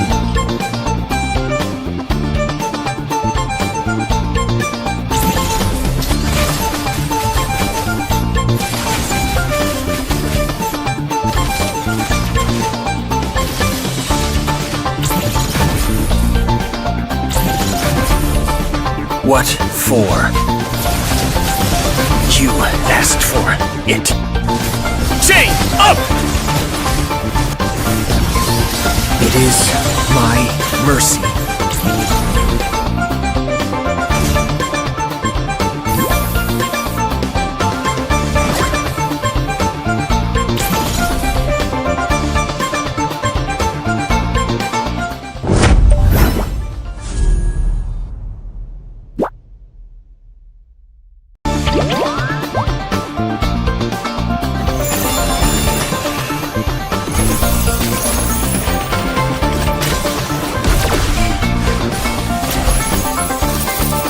I am more than a weapon.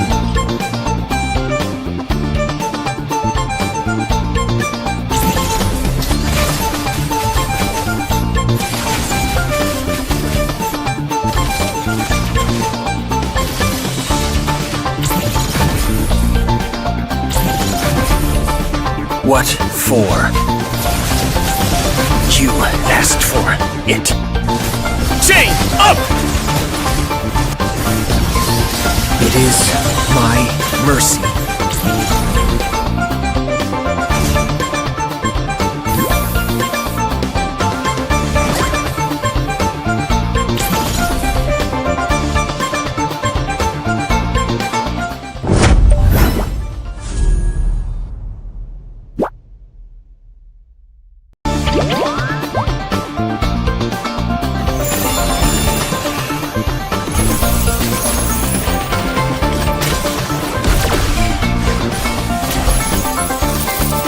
I am more than a weapon.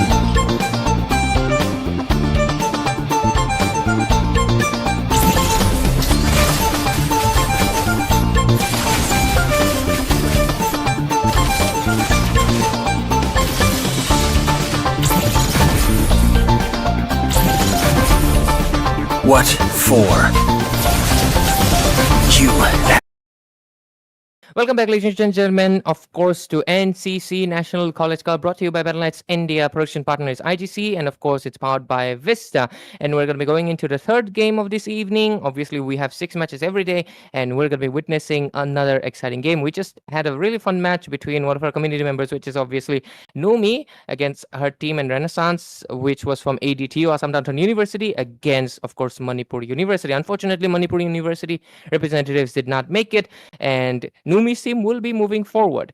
Anyways, let's see which the next team is going to be and what college they are going to be representing for, of course, carrying on their name. After all, this tournament is unique because we represent 4 institutions and focus on them. But anyways, obviously, I would love to mention the fact that all of these teams and players right now are duking it out on this best of 1 series for a massive diamond prize pool of 250,000, or in like Indian standards, 250,000, right? So yeah, it is a massive diamond prize pool. So the winners will get a lot, and even the people who come in second, third, they will obviously get a lot too. So make sure if you haven't participated already or registered, you still have time until 21st of August, and clock is ticking. So make sure you register. Anyways, if your diamonds are not up your table, we also have a cash prize of 55,000 rupees. So anyways, The name, right? This is the this is the most funniest name ever. Okay, Reschedulers. I don't know why they came up with this name. This is too funny. Okay, Reschedulers from Dibrugarh University going to be going up against Venom Esports from Rajiv Gandhi University. And with that, of course, the name itself, Dibrugarh University, of course, from Assam, and Rajiv Gandhi University from Arunachal Pradesh. I apologize, but I just could not take the name seriously because, I'm just doing my intro part. I try to look at the draft. I see your facial expression and like, what's wrong? And I see. sorry. It's just that this this name has a lot of history with me and Fredo. So, Yeah, oh, it's not it's just an me and you. joke. Sadly, we Yeah, cannot share. it's a universal thing about tournament organizers. We have to deal a lot with reschedules, and these guys have literally named themselves reschedulers. So it won't be a surprise if they decide to, you Reschedule the know, game. yeah, reschedule the game. It's so obvious, right? Reschedulers. But yeah, I've draft been going on right now. handling Hmm. this name for a week. Okay. But yeah, let's come down. Let's come down. Let's focus. Yeah. Anyways, just like I mentioned, Dibrugarh University, and the other side was what was it again? They're from Rajiv Rajiv Gandhi Gandhi University. University. Oh, Rajiv Hmm. Gandhi. I actually have heard of it. But yeah, Dibrugarh University is actually a place where my funny enough, I used to have a guy called Jess Phoenix. Shout out to you, man. He doesn't play anymore, but he used to be a India number 7 Kufra, and he actually studied here in Dibrugarh University, and they used to have like funny enough, they only had like what do you say, ML tournaments. But the thing was that they were like, this is exclusive to our college only. So sadly, I could never participate because, of course, I'm not from Dibrugarh. And sadly, he always had to play with his classmates, which were a little bit like, I mean, he was all the way, I mean, he's a roamer main, so he exactly can't carry because obviously I mean, Mhm. that's how roamer mains are, right? And most of his teammates were not the best junglers, so he struggled a lot. So I remembered how Dibrugarh University ML stuff is like. So let's see. That is like a year ago thing. Yeah, 2023-ish, 2024-ish right now. Yeah. So let's see if they have better teams right now, because I do hope, or maybe he has also appeared.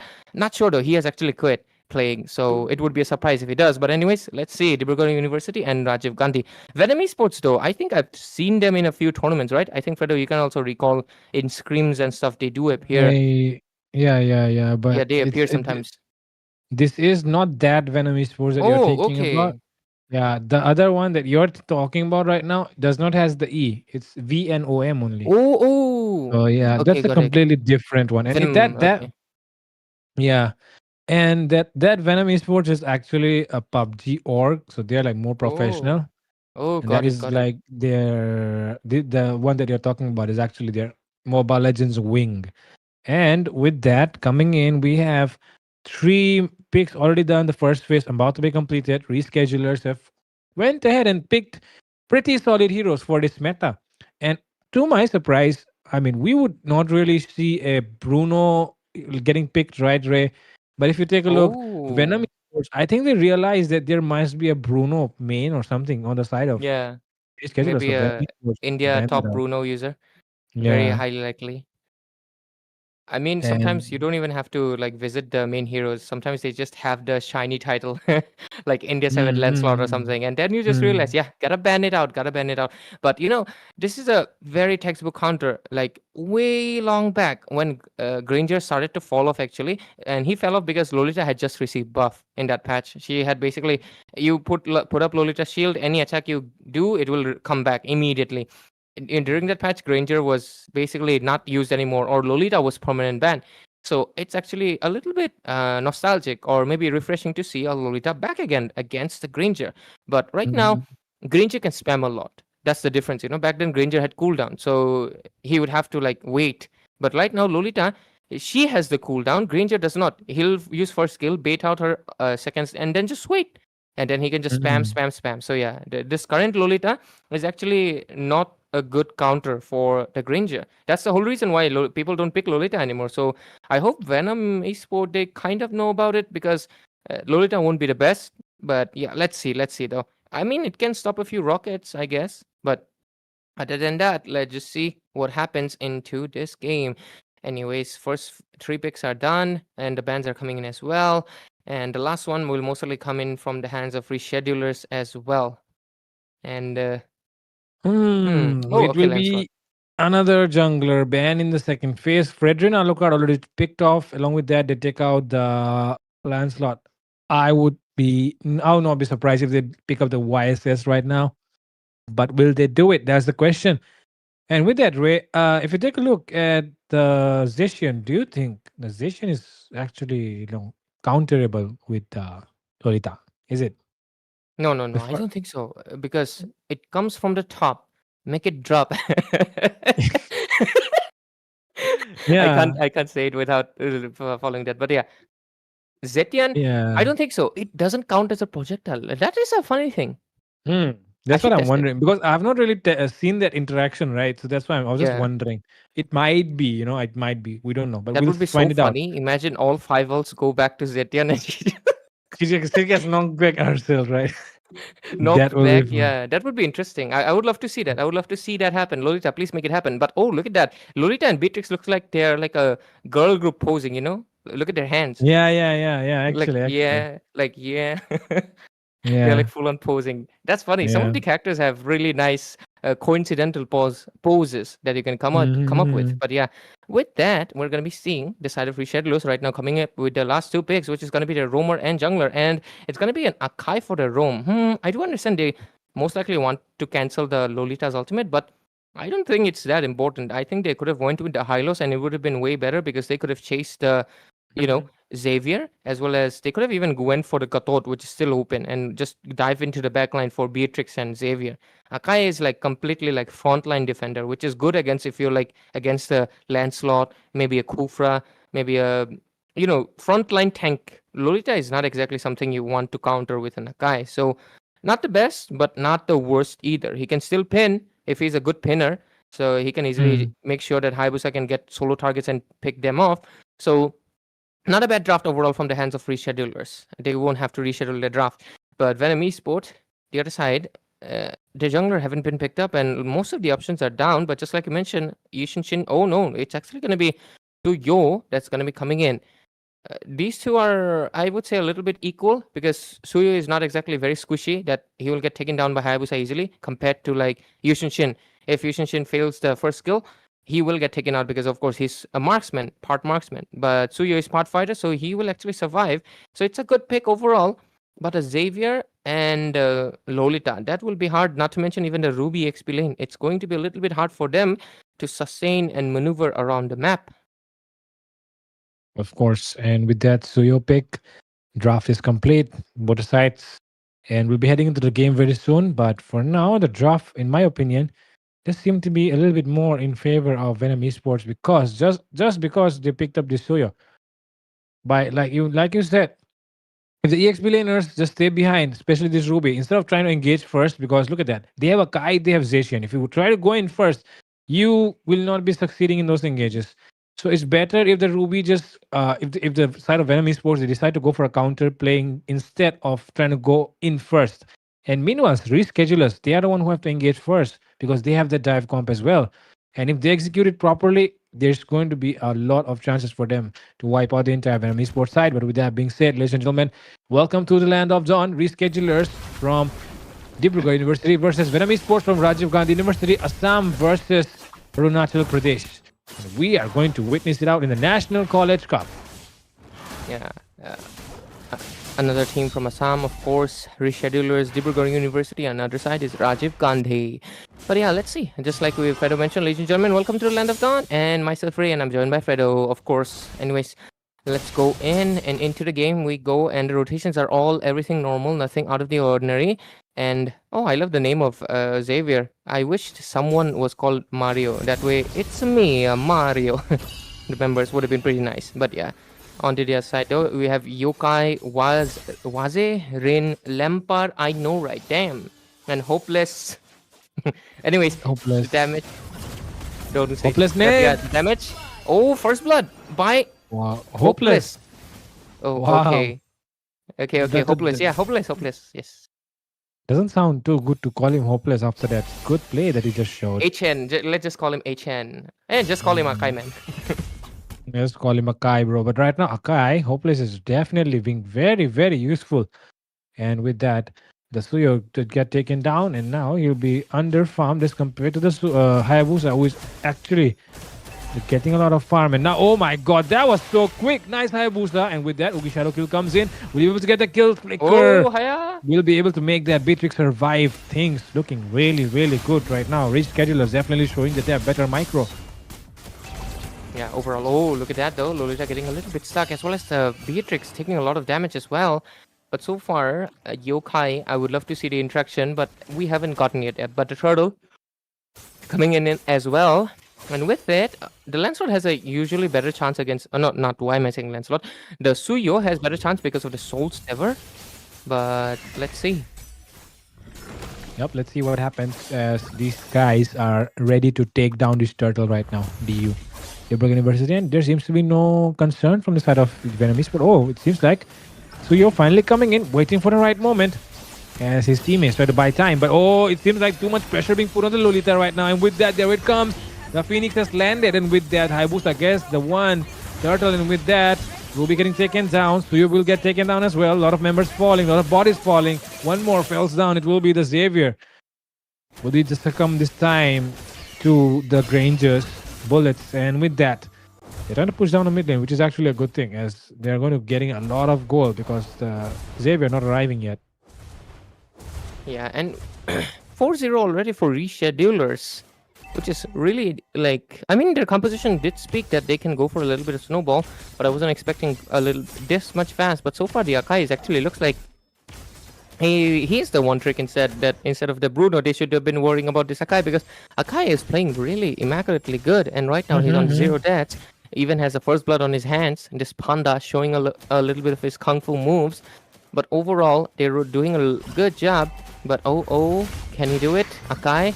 Oh, Hayabusa wants to go in for, what is that name? Lamar? I guess lame. Something along that. Yeah, Beatrix. Hasn't been taken down just yet. But oh, Akai, can he go for a pin? He's looking for a target, but doesn't really get it. Then he will retreat for now. I want to see that Yokai's interaction. I'm really hoping he will do it once. But I think even he is like, oh, I think it will not work. So he's just not using it when the shield is up. But I hope she uses it once. And with that, there it comes. The Phoenix has landed once again on the top of that Ruby. Still not enough though, as the CC does not really have enough burst, you know. More like a DPS kind of hero. So yeah, the Ruby will be safe for now. And oh, in the mid lane though, seems like the Lolita is stopping that Granger from trying to go back to his lane. Look at that. Yeah, and onto the bottom lane, the XPs are trying to duke it out. Funny enough, Ruby is not the worst possible combination against the CC because she has regen. So every time CC does deal damage, she will just regenerate too. But oh, Granger, you should better watch out. And he will defend his lane. It does get stunned as well. But look at the poke. That's the whole reason. Granger, you could have just stood still and he dashed into the Xavier's ult. That is funny. But yeah, CC onto the other side, just bullying the Ruby as much as possible. And on the other side of the map, we're seeing, Xavier might get taken down here. Look at the damage coming in from Hayabusa, but the flicker on point. Skypiercer, not enough stacks just yet to take him down, but they will get the mid lane because Xavier is not there to defend it. 4-0 still. The side of Venom is actually playing really, really good because they're really making sure they're not giving any kills. They have only lost the mid tier as well. So a comeback is possible, but still, we have to wait out and see. Yeah, but the goal gap is kind of concerning right now. Already touching that 4K mark, and usually the game still is like comebackable kind when it stays around the 2K mark. When it gets to the 4K mark, it gets kind of concerning because then you have to make some move. And with that, they finally make the move. And Lampard will get taken down here. The Phoenix Fury comes in, not enough to take down, I guess. But with that, the Beatrix will fall as well. Retaliation comes in immediately. Suyo does immune every single thing. Oh, shows a bit of that recall before he decides to back off. But that is damage done. 3 members getting taken down in that process. And with it, 7-1 score right now. And Venom, they're just really, really struggling. They did get 1 kill, but then again, they gave away 3 at the cost of it. And even in the bottom lane right now, Xavier is the only one left defending, and he's just surrounded by all of the members, and he's just gonna get taken down by this Panda. Killing spree for a Panda. That is just insane. And right now, CC almost got taken down here as well, but she will have a little bit of a sustain. Lolita wants to go in. Yeah, it doesn't get retracted back. Yeah, it stays. That's because because it's not a projectile, most probably, right? It's not a projectile, right? You're not throwing anything on him. It's more like just like a skill, you know. I don't know how to say it, but she's pushing back. Actually, it's less of a projectile. You know, she's like pushing back with birds. Yeah. I mean, she's throwing birds, but the birds won't return. Like the birds are like you loyal. know. No. The birds are not actually birds. It's just mythical creatures or something like that, you know. They're not real birds, so you're not really throwing real stuff. It's like ghosts. Yeah, phoenixes are technically like mystical things. Yeah, they're like they're not exactly alive because they're dead, but they're reborn again. So they're like a form of energy. So I guess you can't really return back an energy, which is kind of funny because Lela's ultimate also passes through, right? Oh yeah, Lela's ultimate also passes through. Energy, I think it doesn't count as projectile. Damn, pretty fun fact. Moonton, developers being consistent with their lore. Really, really nice. But yeah, 8-1 score. And 6,000 gold lead into the hands of Reschedulers. That's really, really, what do you say? High, just like you mentioned. But is there a chance for them? I do think Zetian's passive is a little bit... Oh, what? Damn, that's an amazing kill steal. Hayabusa was the one taking her down, and damn, that came in clutch. And I feel like that was 100% intentional, and it's me, not the Mario, will get taken down over here. 10-1 score. And the side of Venom is just really struggling. The side of Dibrugarh University, actually, their composition is really good right now, and they're really, really pushing it. And they might just be able to win it in a very dominating fashion. Exactly, 10-1 is the score. Look at the goal as well. Oh, seems like someone will get taken down. It will be Akin. And the Suyo is falling down, and with that, Ruby taking a lot of damage. Oh, look at the CC diving in, styling with that yo-yo. But okay. It's still that the curtain call can actually get... whoa. The Hayabusa might be getting taken down there. Oh, he does have the shadow to escape. So yeah. Oh, once again, Akai decides to engage, but there is no backup. Lack of communication. And Akai will get taken down this time, but just like we see, there's another kill immediately coming in. Oh, Hayabusa, why did you return back? that was a bad mistake. He gets taken down and another shutdown into the hands. And right now, look at the Beatrix. Oh my god. No aim. Aura negative. Negative aura. Pure negative aura. You can't recover from that. Oh my god. Oh my god. That was too much, he just pressed that button without aiming. I mean, of course, it like kind of panic time, right? But yeah, whatever it was, Beatrix, he could have at least done some more damage to the Granger. Maybe even taking him down. Who knows? He was around 20-30% HP. So that was kind of a bad moment, negative aura moment here for what's his name? Okay, let's call him Lami. Lami, yeah. Oh, with that though, the engage coming in. They don't achieve anything out of it. They just push a little back. Not much damage dished out as well. It feel like they were just trying to taunt each other, but they're most likely going to be getting the purple buff as well, and they will go back, and they do. Xavier with the hollow purple dishing out some damage, but it's not going to be enough. Beatrix on her top lane though, doing a little bit of push. Will be getting a turret at least. Trying to equalize it, even though it's 4-1, but I think she'll be able to recall unless the Granger rockets. Oh, once again behind, but it's all good. Lord is up and they will be able to get the Lord. The blessings are down under the mid lane as well.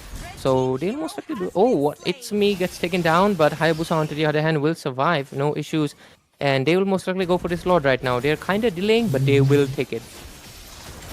Definitely. Without this Xavier, safe to say that they can take it. And look at Suyo. He's trying to get some farm or something. Yes, he does get one red buff, but at the price of the Lord. And with that, nothing much being done yet. But I feel like, the Beatrix will be getting taken out for sure. That is too much aggression. Because all alone, that is not something that she should have done. And I feel like the Beatrix is the only one that can actually carry this game, But even with that, the fact that they are getting taken down too easily, not really good. I don't think it's going to last much longer. But the thing is, Venom Esports, if the Xavier and Beatrix can play it good, there is no way the side of Reschedulers can end this game. Because we all know the amount of lane clear that the Beatrix and Xavier can bring, right? Yeah, that's the thing. Only the Beatrix can really do something, but right now she's not exactly able to do the best. And she's also getting shut down fairly easily by the hands of Reschedulers. And with it, the side of Dibrugarh University is gonna most likely go in. This Lord might not get defended, but a lot of damage being dished out, and they actually do defend it. Oh, Beatrix also takes down Hayabusa, but look at the CC going in with the curtain call, might just be able to take down one by one. The side of actually Dibrugarh University, their members fall, but right now Akai is going in. The Granger tries to dish out the damage, but it's not going to be enough. Akai also will fall in. Beatrix goes in, and Yokai gets taken down. It's just a full-on reverse, because look at that, the Granger also shut it down. A full 5-man wipeout coming in from the hands of Venom Esports, and they go for a clapback. And right now, they can kind of push in through the mid lane and get a few threats for themselves, but Hayabusa will be back, so they are not going to be shredding through the inhibitors, that's for sure, because of course he has the Ugi Shadow kill. If important, he'll just ult, and yeah, there we go. Beatrix, it's not time for the purple buff. Go for the turret, just take it down, and they'll be able to buy out a little bit more time. And their bounce back is looking a little bit good because they just shredded to 2 turrets. And maybe in the next team fight, if the side of Reschedulers from Dibrugarh University make another mistake like that, going so deep, I think their comeback is actually possible because Hayabusa made a really bad mistake there by going in, as well as, of course, Akai. Yep, and with that, right now things looking really good. I also feel like they can actually make a comeback at this point. And like I said, Ray, the lane clear is just so good that it's going to be hard for reschedulers to try and end this game. And on top of that, they have the Lolita, they have the Ruby. So even if you decide to dive in, it's not going to be easy, especially because of the Ruby. And along with that, the counter damage that will be done with the Ruby, with the Lolita shield. So even the Granger cannot really try to hit his ults, right, to try and lower the enemy because it might fire back. But oh, guess what? Something might fire back right now. The split push might fire back on this guy, but he'll be able to take a getaway at the right time. Oh. Oh, Shadow. he's playing with fire. He should not risk it that much. Next one coming in though, they'll be able to get it unless the side of Venom Esports, they are back actually. Look at the goal lead. It's not much, 2,000 in 13 minutes. It's not exactly the most groundbreaking advantage. So with it, oh, look at that. No. They can go it. Maybe they will. Lolita does flicker out. Ruby, can she go for an engage as well? Lolita does use the Numinous Blast, but it's not going to be enough. Ruby will get taken down over here. And with one member basically. But oh, will Akai also get taken down? But he does survive with the dash. But Yokai so taken down low. Have to retreat. Suyo looking for an opportunity. Akai will try to recall. Can Suyo find him? No, he does not. Akai will actually retreat. And the Lord will still stay up for grabs for both of these teams because they will not engage because both of them, I mean, the side of Reschedulers do not lose any member, but all of them are low. And the other side, they lost Ruby. So both of them decide to not fight. But obviously, the side of Dibrugarh University, they'll be the first one to respond again because they do not need to wait for Ruby. And they will get the Lord for themselves. And let's see if they can end this time. And let's take a look at the items right now. And the goal as well to understand how much more like we're gonna wait before the Beatrix actually pops everyone off, and it will be okay. The Beatrix 10.2k, just one more item left. Does have the Wind of Nature as well, so it won't be easy for the Hayabusa to just go in, right? He might not be able to take down the Beatrix. So yeah. With that being said, let's see how this Lord push goes. They do have to focus on clearing those waves properly. It seems like they're trying to manage those waves well, right? Look at that. They're trying to freeze that mid lane and waiting for the side lanes to arrive first before they clear that mid lane minion. And with that, oh my god, that is some good lane sync coming in from Dibrugarh University. Trying to go in for the last push. They have to give it their all, otherwise the Beatrix and the Xavier might be able to do everything they can to try and deny them of this victory. But things looking really tense here. They're still not finding an angle to try and get to that opening to the backlines. And the Akai will be definitely responsible to trying to engage first. And with that, the initiation does come in with the help of that Phoenix, but it's still not enough as there is still no opening right now. Whoa, Hayabusa decides to go in though. And he will not gonna kill and instead get taken down. There's another deja vu coming in. They go for another successful defense. And with it, their inhibitors are still safe.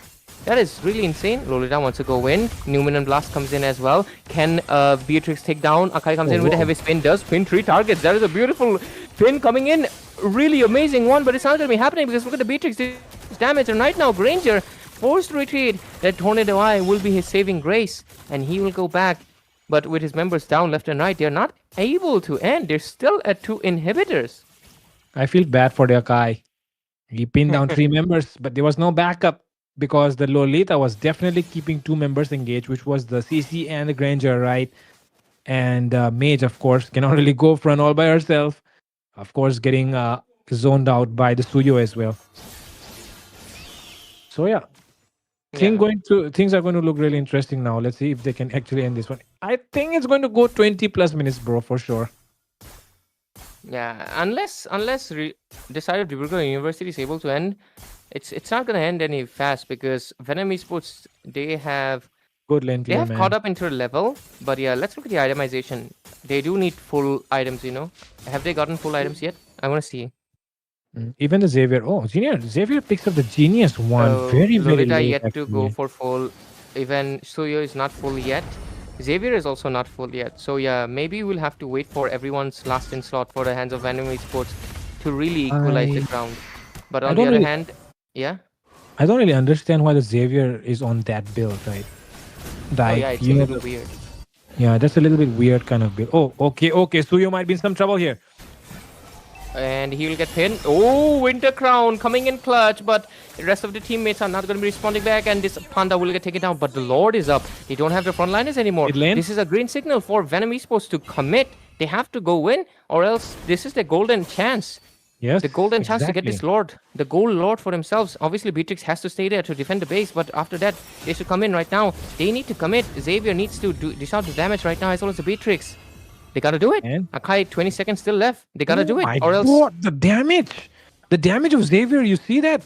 It just instantly popped off that rose gold meteor shield for Yeah, the he's going Granger. full burst. It is not optimal, but in a scenario like this, oh my God, that was so close, and my he God. takes down. He one shots Granger. Xavier. Yeah, Xavier. this That was build so is good. full burst. And now, Lord arriving in the mid lane. They do not have the proper lane sync. They cleared the mid lane too early. That was not good from Venom. And now they're forced to deal None with of the the fact members that are here. I This don't Lord know is what. wasted.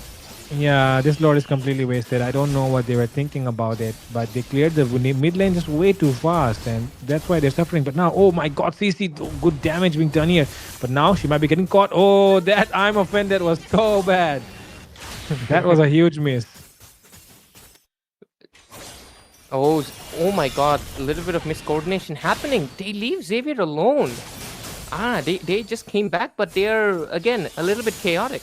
Let's look at the builds. Mhm. But yeah, they shouldn't have left Xavier alone like that, because there's a Hayabusa, there's an Akai, there's also a CC who can actually take down Xavier solo, because Xavier only has a flicker, and Yep. she can easily chase him down unless Xavier had a sprint. There's just Whoa. let's Okay. look at the itemization. I think they're Yep. full build, full burst. Yeah, probably full build by now. Should be. We're at 20 minutes right now. And Hayabusa Mhm. doesn't have the ultimate just yet, so he'll have to wait. Lord coming in 70 seconds. Now the immortality will be very, very useful if you have that. And along with that, the Winter Crown play, like you saw when the Akai decided to engage, he probably Yeah. didn't get the follow-up from his teammates because they saw that the Suyo has popped off his immortality.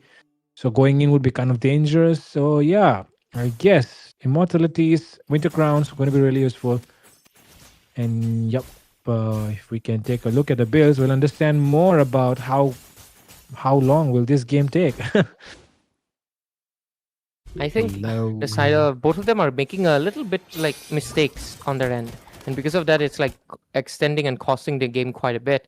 Because we're already quite past the mark. And what can we do, really, honestly, at this point? Because let's just see, 16 to 12 right now. Venom Esports coming in.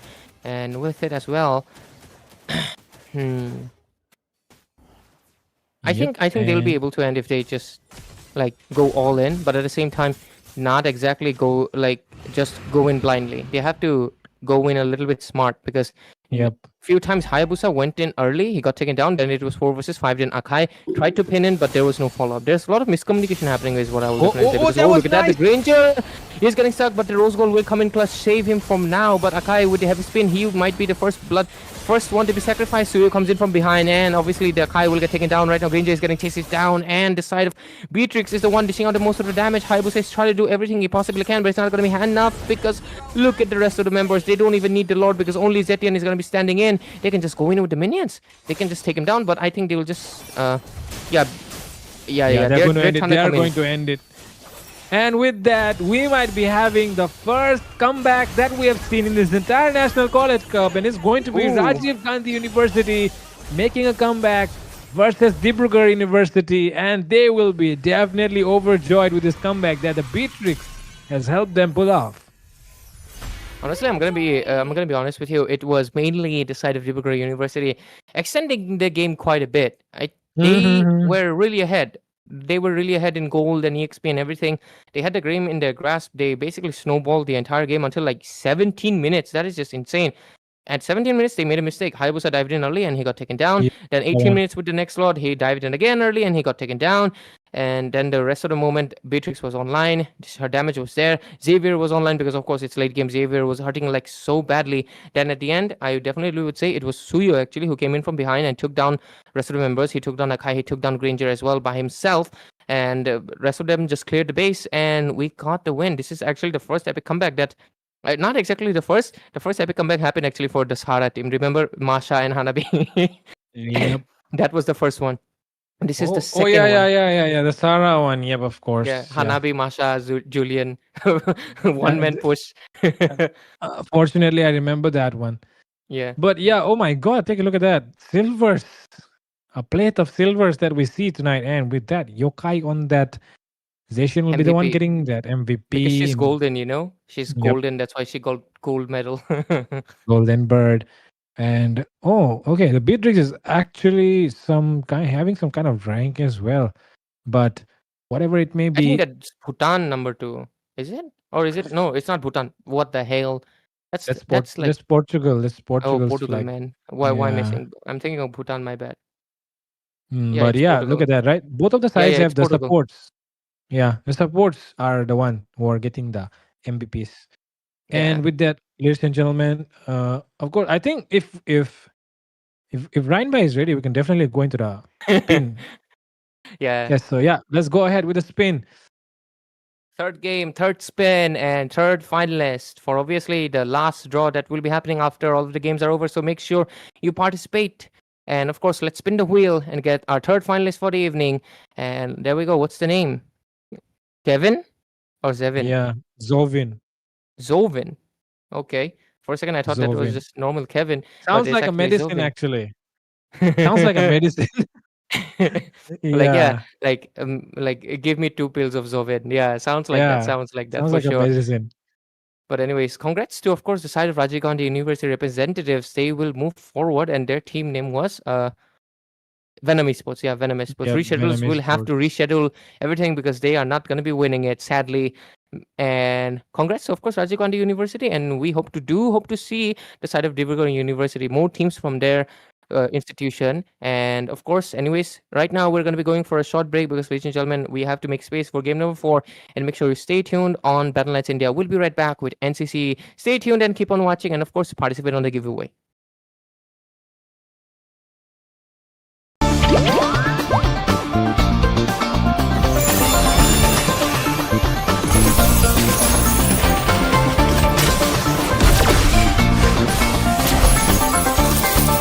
I am more than a weapon.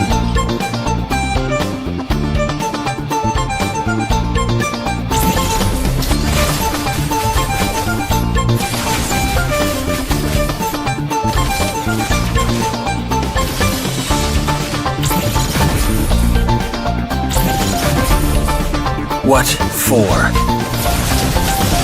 You asked for it. Chain up! It is my mercy.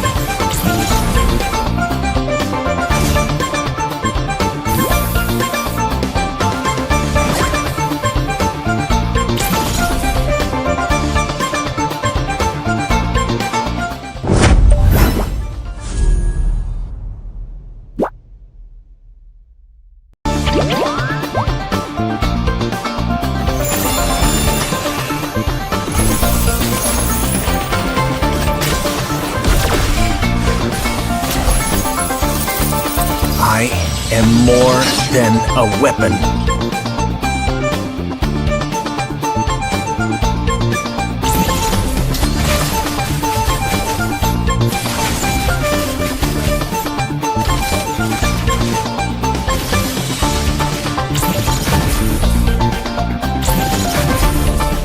What for? You asked for it. Chain up! It is my mercy.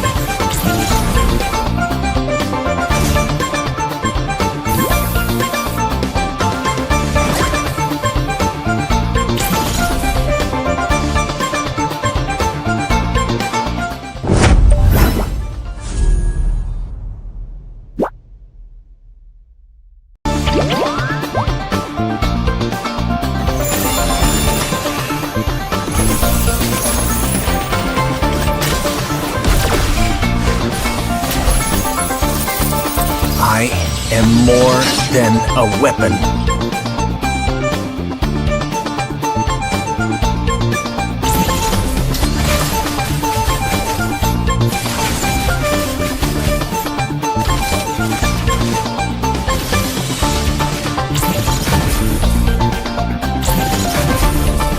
What for? You asked for it. Chain up!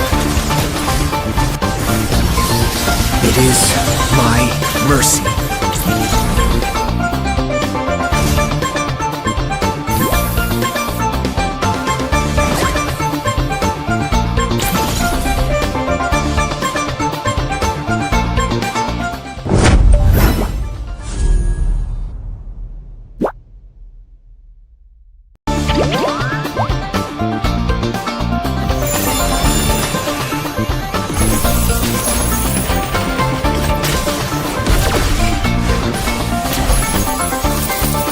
I am more than a weapon.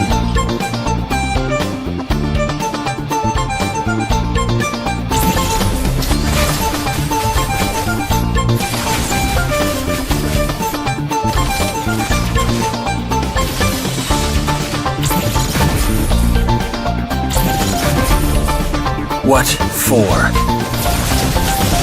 You asked for it. Chain! Ladies and gentlemen, welcome back to, of course, NCC National College Cup, brought to you by Battleknights India. And, of course, production partner is IGC Indian Gaming Corp. So we're bringing you these beautiful visuals on the screen. And, of course, it's powered by Vista. Myself, I'm Ray, and I'm obviously going to be joined by, right now, no longer Fedo. It's going to be no longer Dark Knight. It's going to be White Knight, because look at that. He's wearing a white hoodie in the summer. How does he do that? Because he's from Sikkim himself. It's a cold place, and I would love to be there. Unfortunately, I am not. But let's see if we get any Sikkim colleges later on, because we still have 3 more matches. Because, of course, this tournament is all about representing teams who are from, of course, from institutions. Our focus is going to be universities and institutions. Reminding you again, make sure you participate on the giveaway by the instructions given on the chat moderator, which is pinned. And if you don't know, just share the stream in any groups, screenshot it, post the proof in the group description given below, and give your ID, and boom, you are registered. And make sure you watch till the end of all of the matches, because we'll have a final winner at the end. But that's about it. Right now, we're going to be going into the match, of course, between Sacred Divine and Backbenchers. Really nice. So finally, something school related, because so far we've only had like team who have like come up with a creative name. But since this is a college thing, I would have loved to see more college related names. But yeah, Backbenchers. Anyways, everybody's fighting for 250,000 diamond prize pool. Just reminding you guys again what's at stake. So if you haven't registered already, make sure you register, because we are open till 21st of August. So yeah, you only have a few days. The clock is ticking. Make sure you register with your team, so you might have a chance to win, because your team might be good, but you don't know it yet. So make sure you share it. And if diamonds are not in your pool, we do have cash prize of 55,000 as well. So we have covered all the bases. Let's go into the game. Sacred Divine, who are coming in from Dimapur Government College. This is the Nagaland one, right? Sacred Nagaland, Divine. Yeah, and the other is from Backbenchers ICFAI. This is Sikkim. This is Sikkim. Wow, Fine. Sikkim caster and Sikkim person. Wow, we just summoned right on time. Damn it, Ami. Go ahead and talk about it a little bit. Yeah. I don't have any knowledge. Sorry. IGN University is basically, let's say, IT university from Sikkim. It is like one of the only private IT universities from Sikkim. So they are quite well known onto the community in terms of playing the tournaments as well. So IGFI College, they did have their representatives when it came to other college tournaments. So I'm kind of familiar with the university as well as Team Sacred Divine, because it is Sopranos team. So I kind of know, like I kind of have, Oh, yeah, Sopranos raid. yeah. For a second, Sopranos. I forgot. So for a second, I forgot this is like the 4th match, because I mean, he told me his game was on 9 p.m., but of course, we had a really 2 long games. So obviously, the time has been shifted a little bit. So yeah, overall, we have the side of Sopranos. If you guys don't know already, he's Just like international scene has DJY, we have Sopranos raid. The first guy to initiate, and I mean, being a clipper is risky too, because hey, why you clip me? But anyways, Definitely. let's see how good he can do against backbencher. Because to be fair, how many of you are backbenchers in the chat will do let us know, because it would be pretty good. On the other hand, I was not a backbencher myself. Actually, I was a front bencher for most of my school. Do you know why? Because it was very loud in the backbench, and my teachers were they had soft voices, and they would usually just say, and we'd have to write, and I could not hear it. Because of that, I always sat in the front. I mean, why the backbenchers, they did not care about getting notes, and sometimes they would give me the notes, but I was like lazy. Lazy to ask, so I just wrote it myself. That's why I was at the front bench, but I was a backbencher at heart. I'm trying to blend in, but yeah, anyways, the draft is done, Itami. So far, what do you think?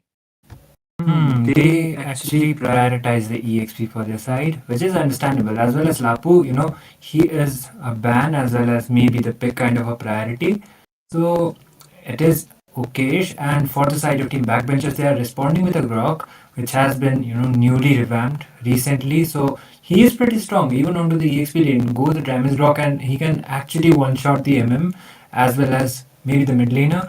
Or if the jungler is an assassin, then he can play the role of an assassin too. But speaking of which, they got an Xborg onto their hands. So, the Grok as well as the Borg, they are kind of a flex picks. They can go on onto the EXP as well as the roam, follows with the Grok, and Xborg can go on onto the jungle if the team Sacred Divine, they decided to go out with a utility kind of a jungler. Oh my god, And they speaking do. of utility, Kumar is there.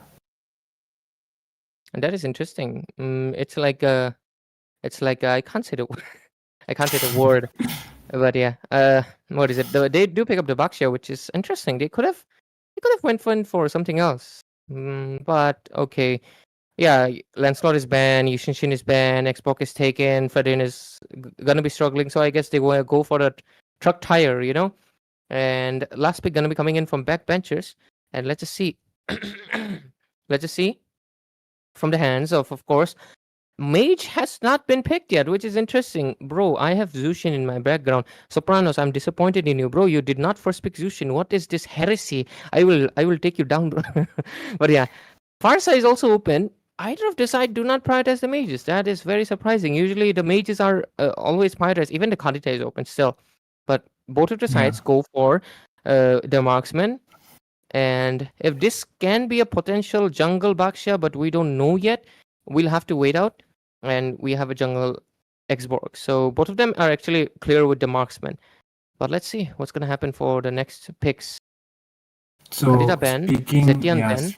speaking of mid lane, the Zishan as well as the Kadita, both of the sides being yet to pick out the mid laners, these two have been quite consistent as well as inconsistent, because Zishan, is more of a utility mage, meanwhile Kadita, she's more of an assassin. So she has that solo kill kind of a potential. And team backbenchers, they decided to go out to the floor, and interestingly enough, they have maybe anticipated that this Baxia is not going on onto the room.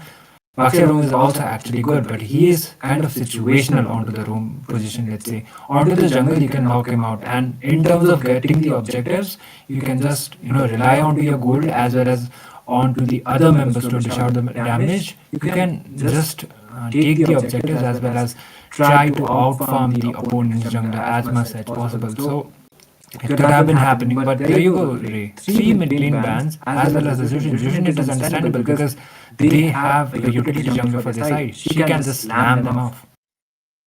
Sopranos, you better pick Jushin. Let me tag him, bro. Let me tag him. I don't care. Bro, come on. You have to pick Zushin. He didn't pick Zushin. What is this? What is this behavior, Sopranos? I'll get you, bro. But yeah, jokes aside, bars are still open. It's surprising, actually. It's really surprising. I usually don't see a draft like this. Like, I mean, both. Yeah, Farsa finally comes now. It's weird because usually she's always prioritized. I think they are trying to prioritize the heroes they are more comfortable with. Like, onto the 5-man composition, there are certain heroes, right, that actually work with the entire composition. So these three could be the priority for the side of Team SD as well as Team Backbenchers. It could be happening.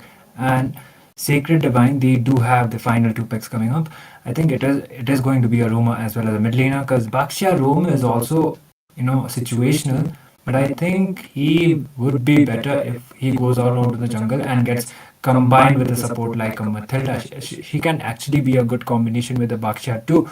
And okay, instead it is going to be that Kaja to drag down the Claude as well as the Farsa. It could be quite good, but Claude can acquire the Purify, and his escape potential would be quite high. And if you look at the draft, Sacred Divine, let's say they have more of a comfort kind of a draft. Lunox against Borg as well as Grok, it is okay, but what if the Grok goes for damage? Got my head scratching over there. Funny enough, the new Grok I think is not the best at damage. I mean, it still works. It still works because, of course, I mean, Tiger damage works too, but but yeah, it still works. It still works, but the developers themselves are actually encouraging you to play Roam because mainly he is like more tankier. His passive is HP based right now. He gets a shield when you're close to the wall, which is HP based. So only you can obviously only get that if you're playing for the roamer. So I think that's why the developers are encouraging you right now to go for that. So because of it, I think Itami, most like good Grok users will 100% go for the roam position because that's where you utilize. Not to mention you actually deal HP based damage depending on how much HP you have. So basically, more tanky you are, more damage you deal as well. Yeah, it's not as high as an Blade of Despair Grok, but still it's good. Not to mention your team will have a really good initiator because of course that wild charge is nasty.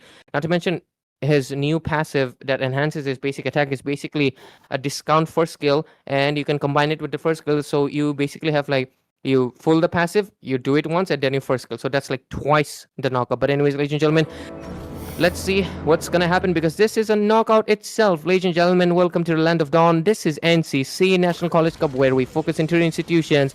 And let's see what institutions we have. Of course, one we have Ifkai, and the other side was DGC. And here we go, myself, Ray, and I'm joined by Itami. And we obviously have one guy we know, which is obviously Sopranos. One is from Dimapur Government College, and the other is from Ikfai. Ikfai, right? Ikfai University. Yep. Ikfai University from Sikkim. Nagaland versus Sikkim institutions. Let's go. Two newbie skin. Damn. they're twinning. Yeah, that is the perks you get onto the tournament lobby as well. But the early What you engages get? onto Sopranos, and he just goes back. Kaja, he is kind of vulnerable, let's say, onto the early game phase because he doesn't have that much HP compared to other rumors like the tanks. So he is a support, that is understandable, and he can make those plays with the divine judgment and can drag the enemies out. And funny enough, Zidane, he went out for an Aegis Claude instead of the Purify. So I guess it's more reliable onto the comfort. But if you ask me, then the Purify would have been a better option. Absolutely. I do think Purify would have been better, but all of the sides have actually like Flicker, except for obviously Zidane. But maybe he has a plan. But oh, look at the Kaja. I mean, I think the plan is that just in case Kaja pulls him in, but oh, Kaja, you're stuck in trouble, and you're gonna become the first blood because you're the chicken and you're the dinner. Sopranos raid, you're gonna get taken down. Sopranos, this is the punishment for not picking the Zushin, bro. Come on.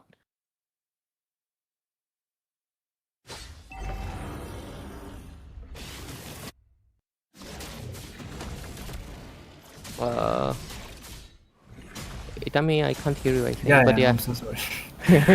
I was muted out. There's the Federation strike. Oh my god. The Lunox also falls down onto the process as well. They might be contesting for the turtle, but there is the Appraiser's Wrath right on to time. There is the Bravest Fighter coming out from the Lapu as well, but there will be the killing spree. Early game control going out for the side of Team Backbenchers. They are winning it out, and looks like they will be contesting for the Bakshia's blue as well, and they will be able to get it. And the engage is still going in. They might just take down Oh My Snow, and they do. Oh My Snow, was it? Yeah, Oh My Snow. They take him down, and right now they're still going in with The Divine Judgment is still not there, but Fredrin is... Oh, another bonk comes in. A lot of damage being dished out, but it's not going to be enough. The Farsa still wants to go in. Lapu Lapu coming in as well. But the Flicker, amazing, coming in from the hands of this Farsa. Great gameplay from C-Gen, yeah? C-Gen. Really, Export coming in clutch, and we'll take down Hatsune Miku. Handsome Ven. For a second I read Hatsune Miku, my bad. Too much Miku brain not.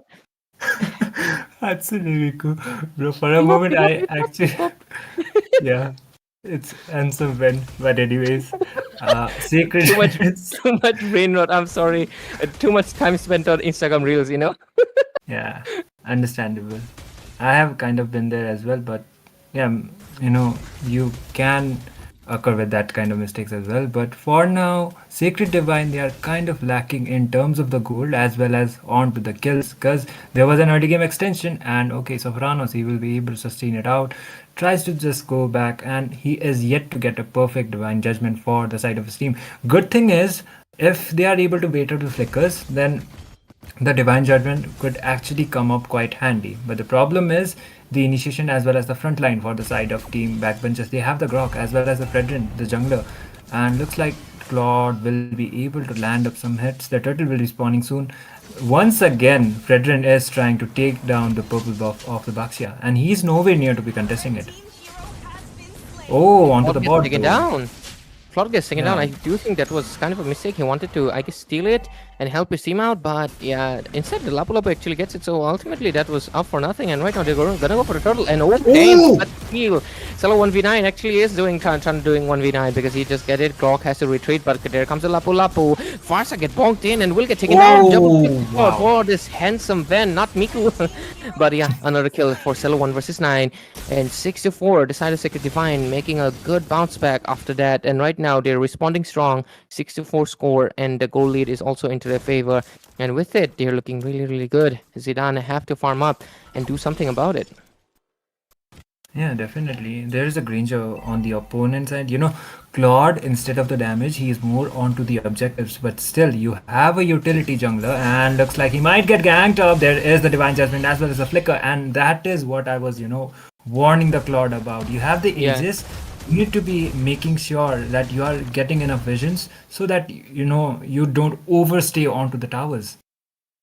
Absolutely. I think even if Flicker would have helped him, because he would have like been able to escape, but it's not gonna happen. Grok doesn't lend his wild charge into anyone, immediately gets punished out. Sarkhan will be capturing the kill, and right now Xborg is trying to dish out the damage. Grok comes in with the not the chaos, the brilliance, dishes out some damage. The Granger will get shutted down by Yatogami, the bonk. Obviously, did not commit time, but it did capture the kill, so if it works, it works. No issues there. But Lapu Lapu, handsome Van, looking for an angle to dish out some damage, take down someone, but of course they're inside their territory and will not get taken down so far. The turrets are still staying strong, but look at the top lane, it's like damaged quite a bit, so because of that, they have to look out for the turrets as well. 8-5 score, still Backbenchers, they have to respond back. They are responding, but they have to respond the macro-wise. Definitely, and there's the wild charge once again onto Sopranos Red. He just goes down, and there's the Blazing Duet as well. Yatogami getting taunted down from the hands of the Fredrin.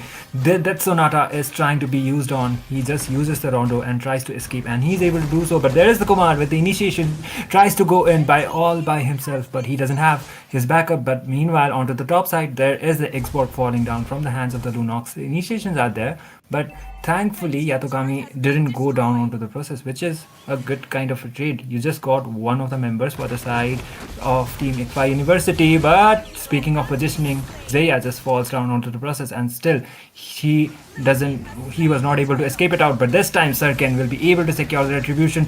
There comes the bravest fighter from the Lapu Lapu and the Flicker combination. Granger just gets the kill. They try to dive in, and Sirken once again getting the kill. The Blazing Duet comes up from the Claude using the Aegis as well. Sopranos Raid will be able to escape it out, but there's the Baxia as well as Yatogami gets the kill, and the Granger is kind of fed out. He is on a 516 KDA, definitely having a good amount of lead compared to the Claude, who has already fell down thrice. 12-7 score right now with the Backbenchers trying to make a little bit of a bounce back, but they are not able to do it just yet. But yeah, I do think Sacred Divine might just get the might just get a win for themselves. But yeah, let's just see. Let's just see what will happen into the next phases. But with it, Sacred Divine right now, 12-7. Goal lead is 3,000. And looking at the turrets, they have the advantage of 2 for none. And let's look at the itemization. Oh, Xbox going for a Sky Piercer build. Damn, he really wants those kills, right? Onto the other hand, Farsa getting those 2 items. Oh, Soprano's Raid looking to take down, but he gets visited out. But oh, look at the damage being dished out. Lapu barely survived. Handsome Ven will go back. Oh, Cello 1 versus 9, trying to engage onto Soprano's Raid once again, but Sopranos doesn't have the backup for now to use out his Divine Judgment as well as to initiate onto the team fights, but he can do it out because still he has the Flicker as well as he does have the Divine Judgment. All he needs is a good positioning as well as a better vision, let's say. He was trying to get it out, but there is Sunkane trying to engage from the backside. He just goes in, but oh, that is a back call. That kind of gives me, that bush kind of gives me the deja vu. You know, the positioning was, yeah, it was from the, it was a little bit forward, but still, same but different. Same but different. Lord is up, and Backbenchers might be able to get it actually. They're in a really good spot, and hopefully they can get it because a contention would be really nice. But look at the Sacred Divine, they're also trying to get in position. Oh, where is Bakshia? The Bakshia is too far. They can get this Lord for themselves. Bakshia will not be able to reach on time, and this Lord goes into the hands of 169, and he also takes down the Kaja. The Blazing Duet comes in. The Lunox wanted to go into the behind, but was not able to do so. Handsome Ven will get taken down. 240 gold for that Claude right now. Only 2 of the members are left standing. He doesn't have a dash. He's going to be fighting. He doesn't have the dash. Granger Max makes a bad mistake, and with that, basically full 5-man wipeout because only the Bakshia is left there, and he have to run away, and the Lord's gonna be marching in, and there's nothing they can do right now and just defend. That actually was kind of unfortunate for the Granger. He was supposed to escape with the Rondo, but you know, he was not able to dash out from the Lord walls, and he just paid the price for that, and he will be having his second death. Oh, speaking of that, Cello 1v9 trying to do a 1v3 onto there. He tries to engage out, but there is the Granger using the Death Sonata as well as the damage will be enough this time. 2 Death Sonatas will be landing the kill onto the Fredrin, but the Lord has been up and onto the top side. There might be another initiations coming around. Feather Death Strike being used out by the Farsa in order to clear it out, but looks like the Bakshia tries to go in with the Kumar play, but the wall as well as the wild charge comes up from the Grok. Last Insanity, the blast, and there goes the Bakshia. So will the Lapu. Positioning wise, Sacred Divine are kind of losing it out, and looks like that will be a 2-for-1 trade. Ultimately, the side of Backbenchers right now have responded well, and they can go for a really good engage right now, and they have basically made their presence seen. And this feels like honestly a really what do you say, like a 50-50-ish game, you know, Itami? Usually we see some teams struggle. We've had a lot of one-sided games tonight, especially tonight actually, but this match, it feels kind of equal. That's really nice. If by the side of Sikkim, they're actually doing really good job. Even though Sikkim is not a really big region, neither it's MOBA community, it's really nice to see that they have a really strong team coming to contend with a team that's well known, that is obviously Sacred Divine. But let's see how long they can persist, because Sacred Divine can also make a comeback. They also have Granger on 6 kills, which is a huge thing. So anytime a clapback can come from their end as well. So let's not get too ahead of ourselves and just wait, because the Lord's going to be coming in, how many seconds? 30 seconds. Let's look at the itemizations. Oh, Yatakomi gets the Malefic Roar. So he's going to be able to dish out more damage to Oh My Snow, Jiku. That's why I said Miku, because there's does he Jiku. have the Sea Halberd? Nah, you know, instead of the Malefic Roll, maybe the Sea Halberd would have been a better answer, because there are 3 sustains for the side, the Xborg, Rock as well as the Fredrin. So, you know, in terms of the healings, they already have it, and Malefic Roll, I do agree, it boosts out your damage, and you have the BOD as well. But the thing is, I think Sea Halberd would have been a better option here, but still it is up to his comfort and onto his, let's say, onto how what has already been spawned, and looks like it will be team Backbenchers trying to contest it out first. But the question is, will can try to initiate, but no, Sacred Divine, they might not be able to do so. Let's see.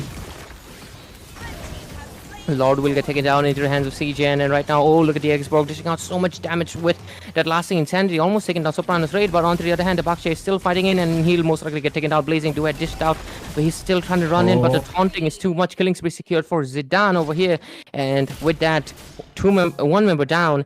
The side of Backbenchers looks like with this slot secured, they have a clear vision of their victory, and they might just storm into the base because look at their tier 2s, they're really, really low. All of them will get taken down with this minion waves that are coming in, and the bot lane inhibitor is going to be at risk as we speak. But let's see what will happen because look at the damage coming in. The rock, a beautiful wild charge, and the combination of the Farsa's better strike was amazing. And right now they're going to be able to take the Soprano's raid as well. Granger, the only one standing left with the Lapu Lapu, who are also really taken down low. The Lord is marching down from the bot lane. The Baksha will return, but is it too late? Is it too late? We have to ask the question because look at the Lord. It's still full HP. Gonna be marching down to the base. Rest of the members will have to put a little bit of pressure to go in because look at that. They might just go in because oh my god, the Farsa's damage as well as the Xborg does poverty, immortality. Lord still healthy. They can still go in. They can try to end. They do take the mid inhibitor as well. They're trying to take the top one as well. They're trying to make sure they get every inhibitor down, and with it the side of Backbenchers have made their dominance shine. But can the side of Sacred Divine respond right now? Because look at the Xborg coming in, and the Luna goes in with a Ruby DD combo, but it's not going to be enough. Xborg will get shut down for his aggression because they really wanted to take down the top inhibitor, but it's not going to be enough, and they will just go back. Yeah, somehow, some way, somehow they were able to hold it out. But the problem is, it's only one inhibitor as well as with really low HP surviving. There goes the Granger with the Sea Halberd finally. And looks like the additional damage boost is coming up. But Lunox, does she have the Wishing Lantern for her side? I actually want to look at it. Because I think Lunox with the, what do you call it? The Wishing Lantern would be a better option when you are going up against a sustainability, right? And for the frontlining thing, there is the Baksha as well as the Lapu Lapu. Even the Kaja can go out for the initiations, but the problem is the follow-up is not coming out from the side of Team Sacred Divine. And the second Lord is going to be, I think, yeah, that is going to be the second or the third Lord. It's gonna be the second one because we just had the no. I think it's gonna be the third one actually, Tommy. Yeah, it's gonna be the third one because the first one was taken down by Sacred Divine, I think, and the second one. Okay, all of them are been taken down. So far the side of course, the hands of course, Backbenchers from Ikpau University are just getting all the objectives. This Fedrin has been on top of his retribution game. That is just really impressive. Exactly, and the turtle steal as well before, so that kind of gave them the momentum too. But this time it will be not the evolved Lord, but still the Lord will be having a lot of HP. They will not be waiting it out for the 18-minute mark, or maybe Sacred Divine might to commit in. And they do commit in. Look at the damage dished out. Farsa, that is a kind of a bad mistake. She will get taken down. Aegis popped in.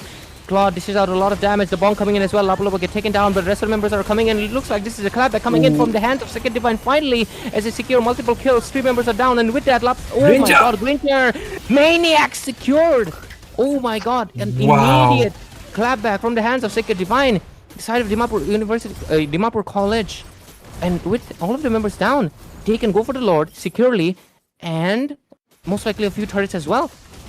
Yeah, this is what I was telling. You can't be optimistic. Any second, a comeback can happen because, of course, Claude is not the most late game marksman, and that's really evident. Definitely, and he is kind of off onto the meta as well compared to the Granger. So never, like I would say, never underestimate a late game Granger because he has the stacks as well as he's already on to full build. He got the Sea Halberd as well as the Malefic Roar. So he hasn't got the Rose Gold yet, but okay, if you are able to survive and you trust your own positioning, then that's fine. The survivability rate will still be high. And one thing is, they don't have a dive-in kind of a comp. Like the Claude can go in for the Blazing Duet, but the thing is, the others, they are more of sustain. And if the Granger somehow is able to dish out enough damage and Sacred Divine, they are able to tank it out, then Granger will do the job. That just like what happened right now. And looks like they will be trying to sync out the lanes and try to get at least some few towers or maybe another potential wipeout. Who? Oh, there you go. The fight. Jiku survives with 1 HP, but sniped, full on snipe gets taken down right now, and with it, you can clearly see that the hands of Backbenchers, it's tight because right now they're losing members left and right. What can they do? Cello 1 versus 9 comes in from behind, but it's not a good option because the Granger right now have damage and he's gonna get melted out, and he needs to make sure that does not happen because look at that, they're really putting a lot of pressure. The tides are gonna fall down immediately. The tides have changed, but Surken, he also needs to respect the damage that's coming in from the hands of course Ikfao and the Farsa. Yeah, the Farsa actually. Like she has a lot of assist onto her name, as well as she hasn't had that much deaths now. That's why the damage is actually scaling up. So is the Claude actually. Like onto a 1v1 or onto a 1v1 or 1v2 kind of a situation, the guy can use the Blazing Duet in order to dish out the damage and just escape. And he has insane mobility, but the thing is, he is acquired with an Aegis, so he needs to be a bit aware of the fact that the Kaja can mark him down with the Divine Judgment. But Cello 1v9, there he's just waiting it out onto the bush, and they are trying to find out a proper engage. But the thing is, Sacred Divine, they might be coming out with a play. The conceal has been up. Yeah, you're right, Itami. And with it, we'll have to wait out and see, of course, what's going to happen because this game is getting very intense and it's filled with anticipation because who can really do, like, get the main priority targets because so far it's looking a little bit grim on either ways. Let's see what happens following forward. But yeah, overall, I do think, Cello. Cello. 1,000 Sky Piercer damage. That is just absurd thing. Granger, look at the Granger. Oh no! With the Granger as well. Granger, does he survive? No, Winter Crown clutch coming in, but he's gonna get taken down. Shut down for Cgen. They lose out their main crucial member. Xborg into the other side as well. Will get taken down. A lot of trades all over the map. 3 members down on one side and only one? Losing the price of 3 members. That is actually heavy. And this should be a free Lord because Lunox can take down the Lord easily. Yeah, so will the Baksha too. Like he does have, and this time it is going to be that Evolved Lord, right? So, the Sustain as well as the Evolved Lord, it will be having a lot of HP compared to the previous 3 ones. So a good call for the side of Team Sacred Divine. But the thing is, will they be able to melt the Lord? The Farsa is just waiting onto the bush. So Franos, you need to go there and try to get some visions. And there the guy is right there. There is the Divine Judgment. Out, bravest fighter will be missing out onto the Farsa, but still Sacred Divine will somehow be able to secure this Lord, a big objective onto the name. And they do get it. It was really important for them because if they did not, they would have been a really bad time, right? But anyways, let's see what will happen because of course, just like you mentioned, Itami, we have to wait out and see because even with the Lord, we've just saw that sides can change anytime and the game is going 20 minutes in. Today we're having too many 20-minute games. Damn. Like we are having a lot of games actually like going 20 minutes. And this one might be a little bit even more, but let's see the side of Sacred Divine right now. The Lord is coming in and this might just be the final push that we were talking about, Itami, Yeah, the main thing is like if they were able to clear out the bot lane quite early because there is still the tier 2 tower remaining. Meanwhile, it's only the inhibitors, right? So they should have been able to clear it out, but the Fredrin is already there to tank it out. But looks like Ranger, he will be trying to land some hits, but unfortunately for now, even the Evolve minion sustain that much. The second wave is coming up, but there might be a potential team fight. Before that, there's the conceal, and one of the teams definitely will be trying to initiate onto this. There comes the second wave as well. Absolutely, and look at that. They might just go in. Lord, still 50% HP. This is the green light for the hands of Sacred Divine to go in. Can they make the play? But there's so much damage being dished out, so much zoning out, and the Lord will actually be defended really well. The ball comes in, but Cello 1 versus 9 will get taken down. That is such an amazing wild shots coming in from the hands of course, but the Granger Yatogami going in all overtime right now. Triple kill secured for this man. Wind of Nature doing overtime as well, but he will get taken down by the Xborg. Glass Insanity. 3 members will stand strong, and with it, you have to go back. Hence a Van will get stuck inside the wall, but the Immortal will come in clutch. Will he survive? Yes, he does with the dashes. Grok still looking for the targets. These are all the utility. They should go back. They don't have any damage dealers. And they go for a successful defense. And yeah, just like I told you, this game is going to go even longer. Definitely. This time, it will be taking another lot for the side. And, funny enough, the lot took so much, like it bought out so much time for the side of Team Sacred Divine because the next lot will be up onto the next 10 seconds. Like it was kind of quick. So looks like Sacred Divine, they still have the jungler, so they can be committing out for the Lord. But Yatokami is still not up. Lunox is there, but the Fredrin is also like there for this scenario. Previously, he was taken down, and Sacred Divine, they had an uncontested Lord for their side, and they will be taking their time. 65,000 HP onto that guy. Damn, that is insane. But 65,000. Holy. 67 that's- it is now. Yeah, it's gonna increase as Yeah. we go into 24-minute. 69 would be next. Oh, wow, nice. Because it's increasing by 2 because it was 65. Oh, it went to look at that. 64. Oh, Cello, that is bad decision for Sopranos. He should have saved that ult, but I feel like a little bit of miscommunication happened there. But look at that team fight. It might just start right now. Xbox is not present here though. They might just go in. Oh, Cello 1 versus 9 taken down quite low. He needs to go back. He needs to regenerate a little bit of HP. Can they go for it? Look at that. Granger gonna go for the mid lane. They have to recall. They have to retreat. Granger Oh. going for the base. Farsa, you better retreat. You better go back. The minion is into the base. They will go for most likely. Oh, unfortunately. Bad call. Bad call. Look at the wall that's getting stuck. Oh my god, that wild charge comes in. Kaja will get taken down. Zidane will get taken down as well. And with this, 2 members down. Grok will also fall quickly. And double kill secured by Yatogami. Granger is doing an absolute job, and looks like they're going to be able to take the base because most of the members are down. And Cello 1 versus 9, despite his name, he cannot really do it because the base is not going to defend itself. And unfortunately, they will lose.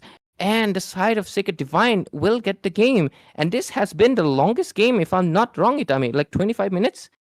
24 minutes. 24 to 25, but a good call, man. Like they decided to go out on the mid, and other 4 of the members made sure that none of the guys are going to be recalling. The Farsa was also not on to a position to be landing out the Feather Tail Strike, and fortunately enough for the Granger, the damage was definitely online onto the late phases. And funny thing enough, he didn't have the rose gold for the survivability, but still the other guys he entrusted onto his teammates. In terms of that, he played out aggressive, and the Granger, as expected, will be taking the MVP.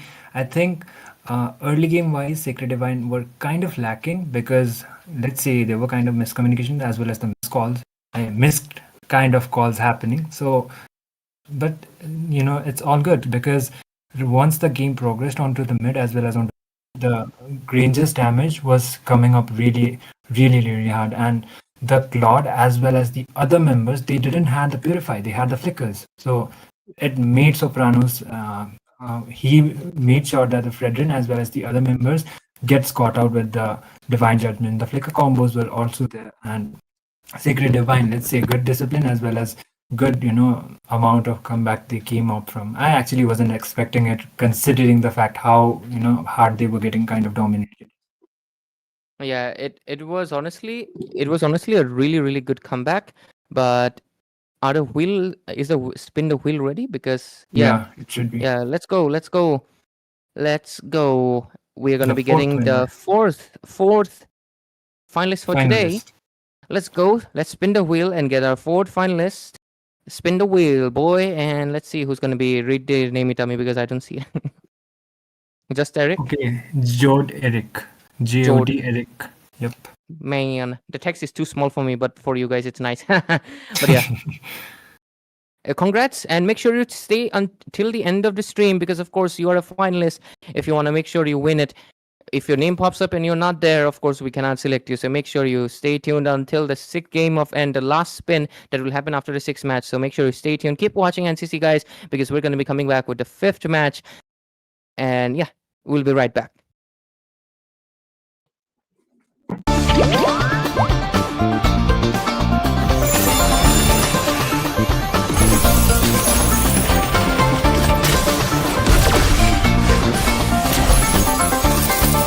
I am more than a weapon.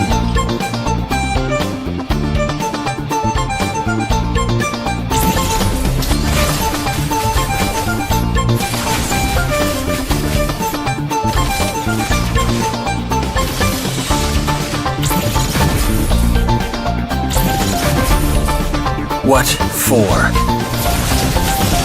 You asked for it. Chain up! It is my mercy.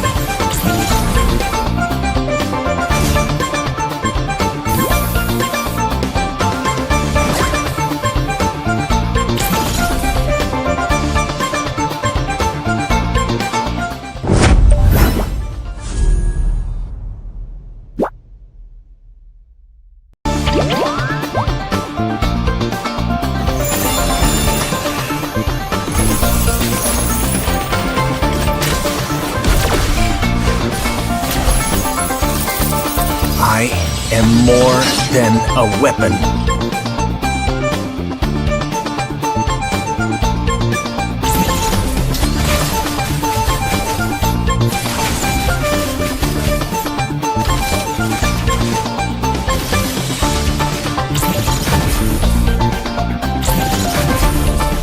What for?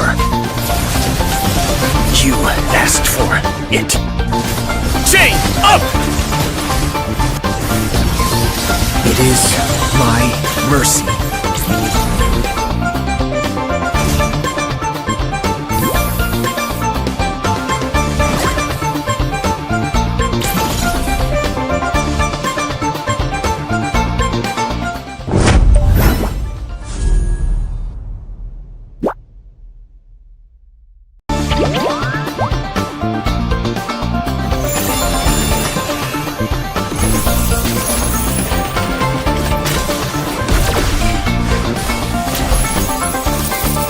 I am more than a weapon.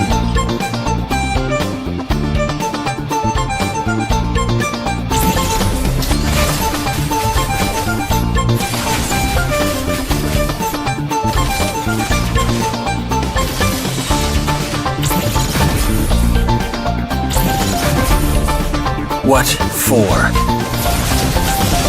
You asked for it. Chain up! It is my mercy.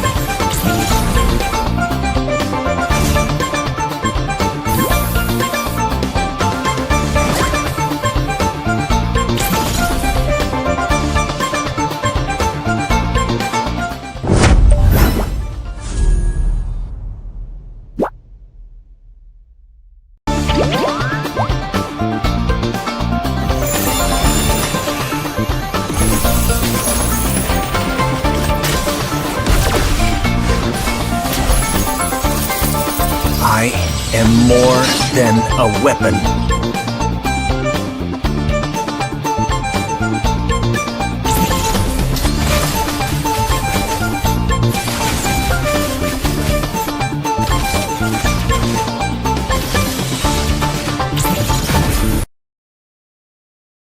Good evening, everyone, and once again, welcome back to to the National College Cup, brought to you by Battleknights India, and production partner is none other than IGC, sponsored by Vista Games. So here we are on to the fifth game for the night, and this time it will be between Team Onic India going up against Suzuran.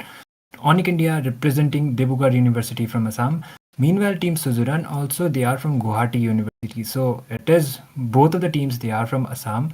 Both of the colleges they are from Assam. I'll be Akasta Itami, and joining me this time will be Ash TZ. So hello Ash, good to have you back. Hello everyone. Sorry for the late today, but I'm here right now on from the fifth match, and it's between Team Onic India, second team of Onic. It's because India is a very big subcontinent, so we will be having so many Onics India. And today maybe I feel like yesterday we saw a Kyrie Kumar. Today maybe we're gonna see a King Kong Kumar from this. It's from Dibrugarh University, and Team Suzuran is from Guwahati University. Both of them are from Assam, as already mentioned by Tami. So let's just hop into the draft phase as it's already on. I feel like a lot of bans and a lot of picks. We're gonna see new picks as well from both these sides. Suzuran got the first pick, obviously. So let's see what they're gonna ban now. It will be a Kadita from them. Nice ban. What do you feel, Itami? They're gonna ban from that side, Onic India. I feel like they're gonna go for some EXP. Yeah, I actually was about to say that, and it can be the case. And there you go. The Uranus has been panned out. But speaking of the draft as well as of the National College Cup, I would like to remind the viewers that the tournament has a total of 2,50,000 diamonds as well as a 55,000 rupees prize pool. So that is going to be it. As well as one information is the top 8 teams who will be selected as the top 8, who will be qualifying for the top 8, will directly get entry for the next National College Cup that will be happening on to the winter. So that is also going to be another scenario. And the top 8 team, they will be provided with facilities like the tournament lobby, so that you can do the regular scrims to improve your team, as well as take the privilege of the tournament lobby. Let's say you can use all of the skins, right? So who would actually like to miss out onto that? But once again, we are back onto the draft, and here we are, the Erythel as well as the Kita getting banned out, as well as the side of Team Onic India. The Uranus has been banned, EXP as well as 2 mid, a mid and a gold, and there goes a jungler as well. So flex bans, let's say, from different roles. A lot of bands we can see, and you forget that thing as well. They will be getting the diamond support, those top 8 teams as well. So guys, what you're waiting for, 21 August will be in 3 days. So the registration is still on. You can go to the Battleline India Instagram social handle, and you can just register your team for the NCC National College Cup, and you'll be here playing against some other colleges. You'll be casting your matches. You maybe went to the top 8 and will have all the perks as Tami mentioned. Let's go to the match now. And talking about the draft, guys, pretty good draft from both the sides. Pretty good bans, you can say. The from 1-1 to Erythel to Kadita from the side of Suzuran, as well as Team Onic India is going for the junglers and EXP. That is a Uranus, as well as Ishanshin and Hayabusa will be taken out. That means maybe they're planning to get their Lancelot into their hand, or they'll be going for a Roger or some utility as well. The last game was full of utility. From that side, it was Xbox. From this side, it was Baxia. So maybe we're going to see the utilities in this match as well. First pick coming out from Suzuran, the Brugari University. What it will be? Biggest question. Let me know in the comment section what you are thinking. I'm also reading your comments. But me, I think they will go for a mage. Kimi or Farsa? Zishan is also there actually, but let's see. They can go out with the Zishan too, but maybe they might prioritize the EXP laner, because it's only the Uranus that has been banned out. The Lapu as well as the Yuzhong as well as other options too are available, like the Arlet. So let's just wait it out. Maybe they will be relying on to the comfort. The thing is, from the side of Team Suzuran, they banned out the 1-1 as the Erythel. So maybe a Granger is cooking. If Suzuran, they don't first pick prioritize the Granger, definitely Onic India will try to get that Granger onto their hands. The guy, even after the nerfs, he's still so good. So we did see the Granger, the Granger getting the MVP onto the as well. And there you go. Speaking of Granger, they have locked it out. Yeah, they got the Granger now. This is gonna be fun. The team Suzuran will be having their Granger into their side after the Erythel ban. Are we gonna see a Clint or maybe a Brody from the side of Team Onic India? Let's see. Okay. I Oh. was not hoping a Roger. I mean, I told this, but guys, Roger Curse, me, Tami sitting here in the casting deck. All the best, Onic India. All the best at the Brigade University too. That may you gonna win this match and break the Roger Curse. But they got the Lapu Lapu into their side as well. What do you feel? What Guwahati is planning right now? They decided to go out with the Roger. Roger, actually, I would say he's kind of underrated, to be honest, because he has received some adjustments. But the thing is, the higher level teams are not acquiring the Roger, which is kind of understandable, because there might be something which is still lacking from the Roger. But at the end, I think it's still the user that utilizes the hero. Like, it depends upon how the user is going to be utilizing that hero too. Suzuran, on to my surprise, they already went out on the glue, but the thing is, the mid laner is still open as well. Yeah, so they can be going out for the burst mage, and if that happens, not a good call for the glue. He tries to use out his ultimate, but he will just be losing out the babies he has. It's just going to be, non-utilizable. But okay, a burst mage is coming up, and instead it's going to be the Farsa. maybe the team comp is more reliable onto the Farsa compared to the other utility burst mid laners. I mean, I'm a bit surprised. You have the Granger. You should have went for the Fasta, but it's okay because, as you said, the Burst Mage can also give a hard sip to the or hard time to the glue. They could have also go for the Paramis, a glue counter, Vexana as well, a glue counter, Caramella as well, open for them. I mean, all those glue counters could have worked, but you should not prioritize on a single hero that onto a EXP lane. So now we're gonna see some bans coming on. Fedrin and Baksha, absolutely expected ban from the side of Onic India because we all know that there is a Florin, there is a 100% chance that they will be going for utility. But now Xbox being open may be a chance to prioritize it for themselves. As I feel like Roger against Xbox is kind of weak in the early game, so they should prioritize it for themselves. But before that, I can see the two bans already done, Moscow and a carry. What do you feel? Xbox or Akai, what is coming in? Because they banned a carry. The carry ban. They most probably or surely are going on. Surely, because they have the Florin for their hands. And Florin could, not the Florin actually, but the utility could be countered out by the continuous 2 damage from the carry. The girl is literally known as the tank killer, so the utility jungler could be having out some trouble. That might be the reason why they just decided to take the safer side and ban the carry out. And Suzuran, they still have 2 of the picks coming up, the jungler as well as the mid lane position open. Lancelot apparently has been picked out, so I think, yeah, the utility could be, the Fredrin or maybe the Bakshia or maybe something else. Barats is kind of rare, but I don't see the Barats coming up because there's a Lancelot and you will be lacking on. Roger goal lane, but though, Itami. Yeah. Saw that Roger goal Yeah, lane yeah. now against the Granger. Oh, there you So go. It's work. okay, he'll be going for beast mode and he can take it up. But how much time he gonna keep it up against the Granger? Because we all know the Granger when he built up the stack in the late game, he's invincible. He's not even. I mean, you can't even catch him up easily. He got the flicker, he got the mobility as well.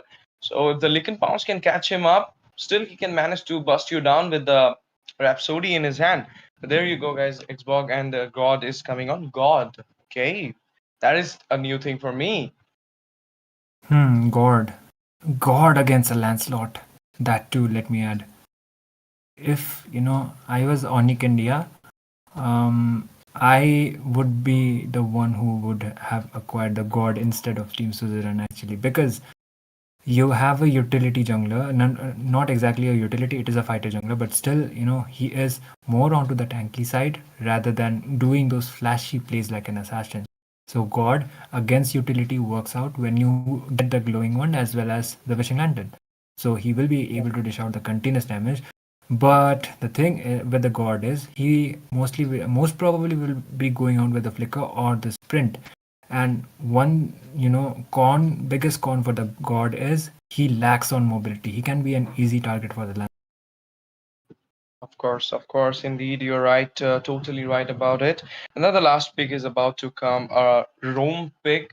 I feel like they will go something CC right now, crowd controlling. Kalea, there you go. It would be a Kalea, that's a nice thing. But I mean, it's kind of a 50-50. It can heal you, it can also give you the crowd control, it can also help you to zone out the situation, it can cut off the enemies and have you the I mean, give you the opening as well. They got the lapu lapu for the opening as well.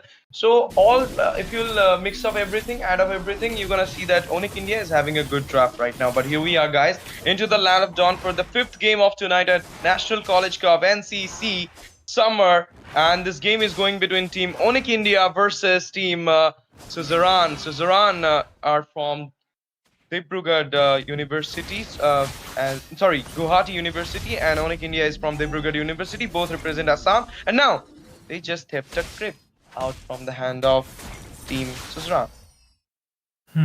Good start for by far, and looks like for now it's just the objective game. Like try to play some pokes as well as try to get the farm as soon as possible. But it is a fighter jungle against a utility jungle.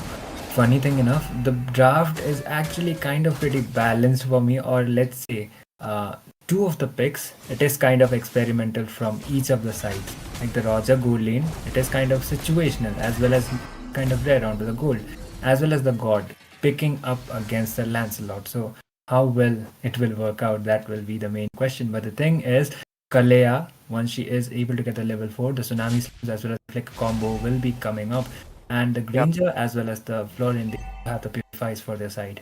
They can avoid it for once, but they will be lacking in terms of the mobility, and there you go with the fight. Okay, the fight come up, split as well from Blue. But you know what? Lancelot's Retribution is saying that he will be going with that utility build. I mean, brute force and twin wings.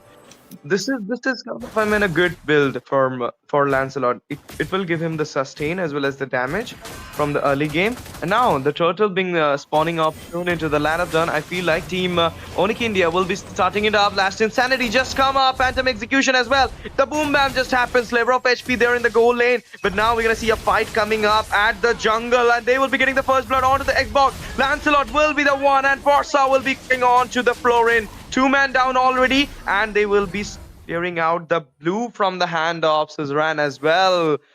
Guwahati is kind of not having the day they want from the early. It is kind of the trade being won by the side of the Brugger. Yeah, Onic India having a little bit of a lead, and the turtle also down for the side. And you know, the potential team fight of 2-4-0 actually, as well as a good starting by far, but the goal lead is not that massive. But there comes the Tsunami Slam. Oh, it gets. Nah, it didn't actually happen because the Kalia was yet to have an ultimate back. Oh, Easy, off my time brother kill. is oh, yep. Something happened in the top, and on the off cam we saw that Lapu Lapu managed to take out. There you go. The engage was beautiful, and last Insanity as well, catching up the backline. Forza managed to escape back without the Ferraga armor. Will Xbox sustaining there? God's damage from the backline as well. Will be taking out the Forza there. 1-man down without any fatality. Nice start for the Guwahati as well.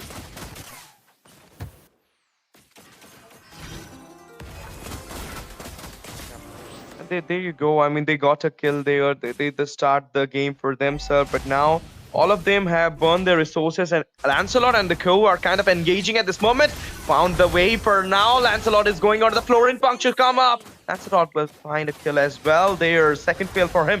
Feather airstrike. What a moment it was. Getting a can onto that Granger. 2-man down. I told you, they don't have the resources. They need to back up, but they didn't. And Lancelot, Kalea, Forza find their way for those kills. And in the meantime, there is now a potential gank about to come at the EXP lane, whereas the Glue and the... Oh, what just happened in the bot? Roger just managed to clear up a tier there. And there you go, guys. The fight is being on at the EXP at the top lane. Lancelot got his third kill. It will be a killing spree for him before the second turtle spun up. He is having a good time. He's having a good goal lead comparing to Xbox. Yep, definitely. And there's the feather airstrike as well, trying to zone him out before the turtle will be up, as well as the Viraja armor will not be popped on, but still it will be the Lancelot able to get the turtle for his side. And by far, Onic India, you know, they are leading in terms of the objectives as well as the kills. And Suzuran, I think the power spikes are yet to come up. That is the reason why, you know, even if the engages are happening, they are not able to have the advantage. They are just losing out the members. So that is the one thing we will be trying to avoid. But okay, it might be the top side. It's actually surprising me that the Glue is not winning against a Lapu Lapu. Lapu Lapu is kind of winning the lane against a Glue. This is a, I mean, bit surprising thing. Okay, the puncture just make half of the HP. Missed the Tsunami Slam there. Lancelot going inside. Get a kill onto that Granger. Right now, God with the ult coming up there. Shut down onto the Lancy. Feather airstrike will also take out the God there. Florin also got deleted down by the Lapu Lapu getting the hand onto her. A double kill will be secured in the end by the first. 4-man down. Only Glue is the survivor. Can he make sure that he can defend the first tier in the mid section? Okay, that Roger will be going back. But now I feel like the Granger doesn't have that much snowball, so Roger can easily take him down. Yep, and by far the Roger Gold, he doesn't have acquired the kills, but I think he has a higher weight compared to the green, and somehow he is able to farm it out. Still, I think Roger, he is a fighter master. So Yeah. if he is not that go-to kind of a gold laner compared to the Granger, who is onto the S tier, but still he is situational and he is able to work it out. I think the Roger Gold is still going to work. I actually Yup. There you go, guys. Oh. God right now zone out all the situation for the side of Suzuran, and it's kind of give some time for Guwahati University to farm up to equalize the goal lead. If they will get a good gank and good position, because the God is the one who got 2 kills here. I mean, he got the only 2 kills that the team have right now, and maybe he can change up the scenario for them at this moment. But before that, we're gonna see a gank is coming up by Roger, and he will be forcibly, I mean, make out from the gank as well, because there was a lot of damage from the 4 members. Third turtle Slayer mark for Lancelot. Yeah, the zoning was definitely he can do the lifesteal with the minions itself. So even if you lose out some onto the gangs, it is not going to matter much, because once you are onto a position to just mark out the, you can do it, and it's like he one tower the top. So slowly but surely he is keeping up with the farm, and there's the weather there strike being used out. Okay, the retribution forced out, and interesting enough, Kalia was trying to dive in with the Tsunami Slam, but it's not happening, at least for now.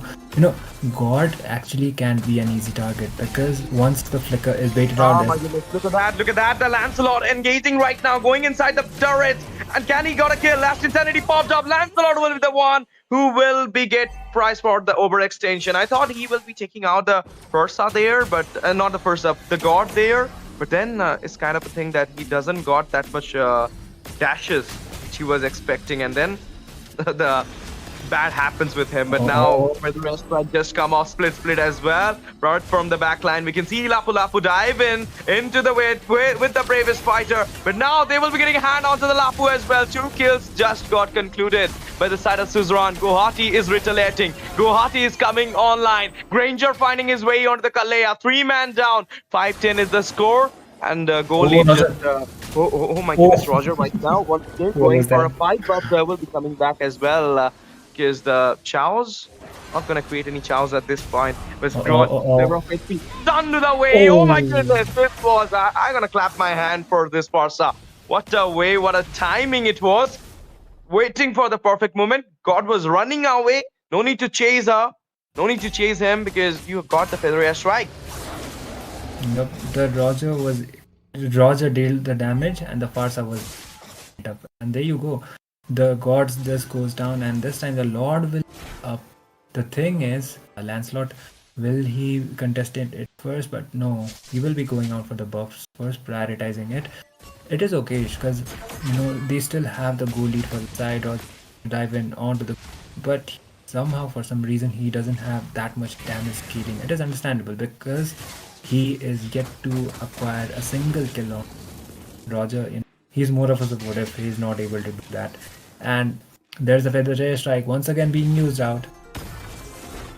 Yup, and the fight will be a long-lasting fight. God right now coming up. The dive was too great. Tsunami Slam. Roger find his way onto the God. 1 man down already. 1 for non-trade just come up, and they will be having this free lot as well. Or do you think contest will happen there? Zone coming out from Lapu and the Kalea. Nice zoning. And it's a free lot, guys. Yeah, uncontested lot for the side of Team Onic India.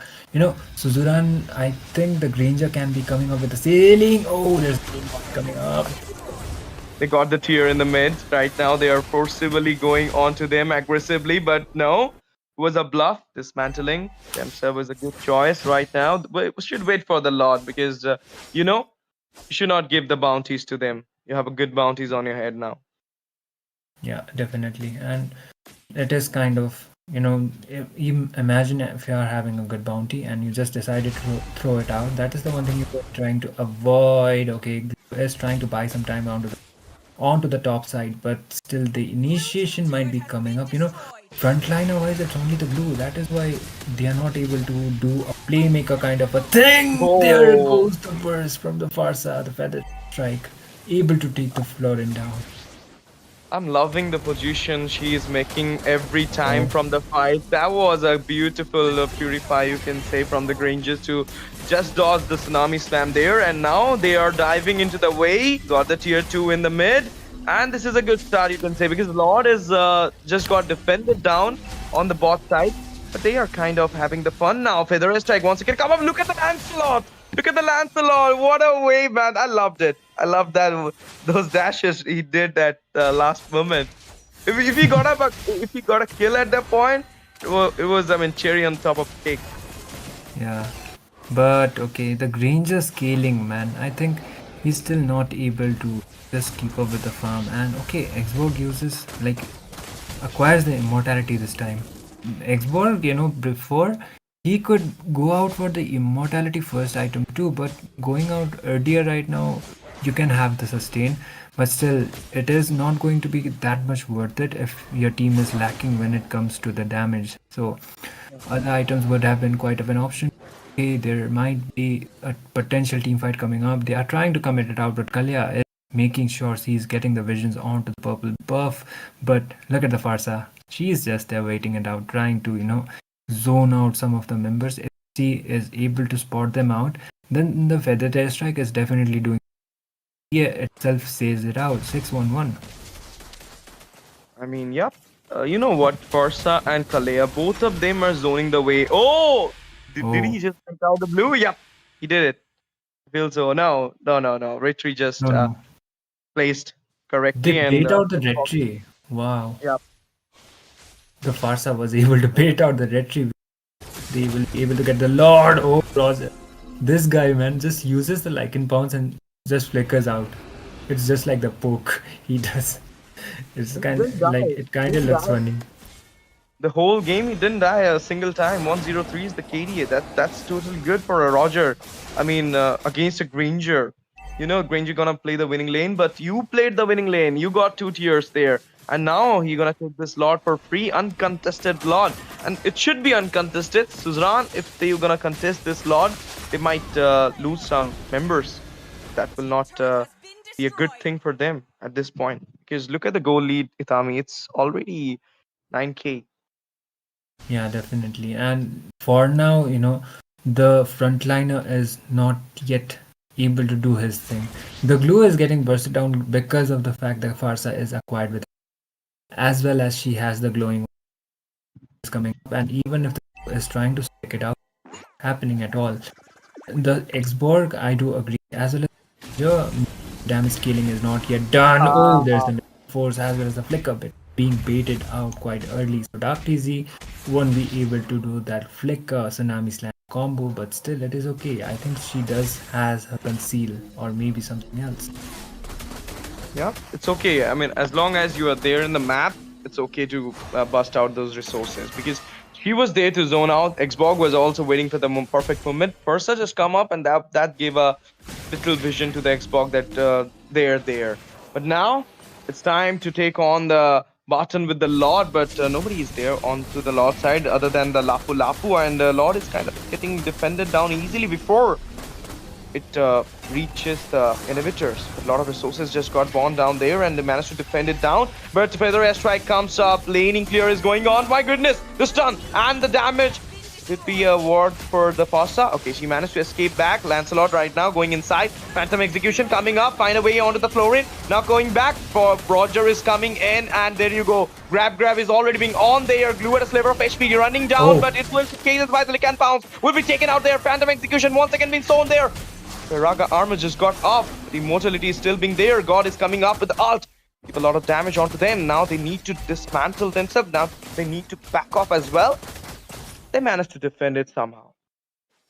Somehow, but still they lost out the top inhibitor tower. Granger scaling is not like if the damage was definitely online, then the consequences as well as the scenario it would have been quite kind of different. I actually would like to look at the item as well as compared to the other members. Yeah, the green is able to set up some, but the problem is it's still not enough. he still needs the BOD instead of the rose gold. That is lacking, and instead of the malefic war as well, BOD would have been better off. It is what it is. Point, and there you go once position. Actually, he don't have that much gold, so that's the reason he prioritized the Malefic Road, because he needs to get something for himself. Yeah. If he will wait for BOD, it will be too late to defend the base even, because now things are not in a cozy way for the Granger, because everything is tilting towards Onic India. Debrugar is actually doing great this time, and whereas Guwahati is falling again and again. But now Lord is here. Let's see if they can contest for this, because two Lords got uncontested, even the three Turtles as well. But now the fight is on. A dive come up from the Lapu Lapu. Feather strike already been on. Last Insanity popped up. Lancelot with the Phantom Execution going in. Will be getting a hand onto the God. It will be Roger giving the final blow with the double, also will concluded by the Roger onto Florin. Can it be a triple? Okay, Immortality popped up. Raga armor just come again. Be off now. No, Xbox managed to escape back into the back line. Blue is standing in the front, sustaining like a wall. How much is the time? Got a hand onto the inhibitor in the mid, and now going straight away into the base. They're locking the base, but minions will not be enough to lock the base down there. Xbox still standing strong. And in the meantime, we can see Ranger managed to find a kill onto Lapu Lapu now. Phantom Execution. Will the Lancelot going in? Minions is there. Dash is coming on as well.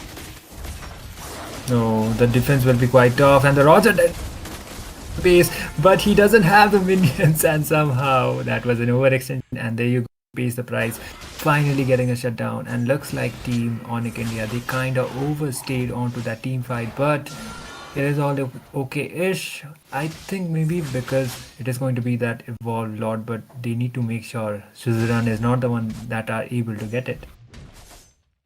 It was a long-lasting fight, and they somehow managed to survive as well as defend it down.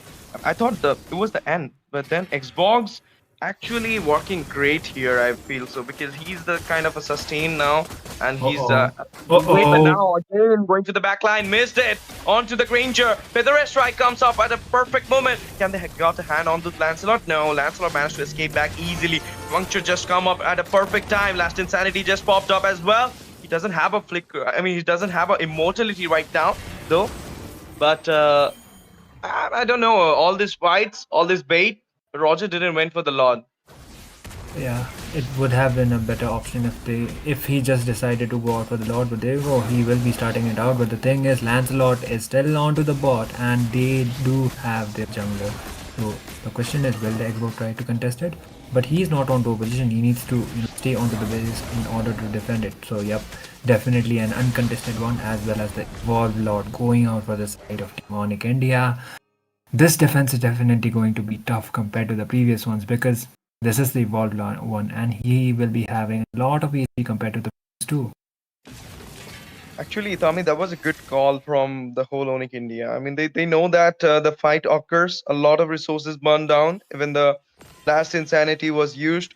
They know that they will not engage for this lot. So Lancelot was clearing up the bot, whereas it would have been given something to them that, okay, they're not going for the lot, but this force are trying to steal the Lord at that point. They got the Lord as well. It was not a steal, you can say, because uncontested Lord, third uncontested Lord. Not a single objective has been contested by the Xbox and the Co. But now, Lord emerging into the mid lane. As well as what a burst come up the first time. Roger will get down there, but a lot of resources burned down in the process. Kalea find his way onto the God. Lapu Lapu right now entering into the base as well as the Lord. Last Insanity will be popping up soon, and it will be there.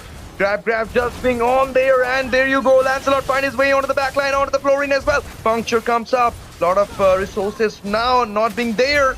But in the meantime, we can see that Perksa find his way onto a Xbox. It will be a double for the Perksa.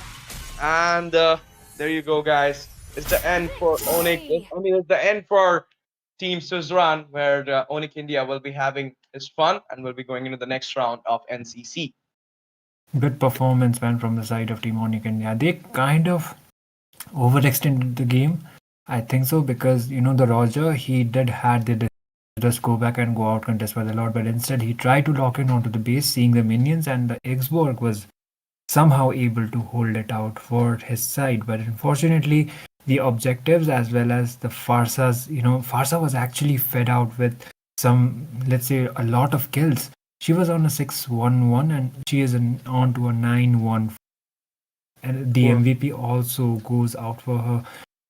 Really good performance. But Roger Gould, um, it is kind of situational. I do agree, and the push was happening, but still, on to the next game. I think adapting to the Gould is not a good idea. But hey, Ash, the curse is looks like it's over.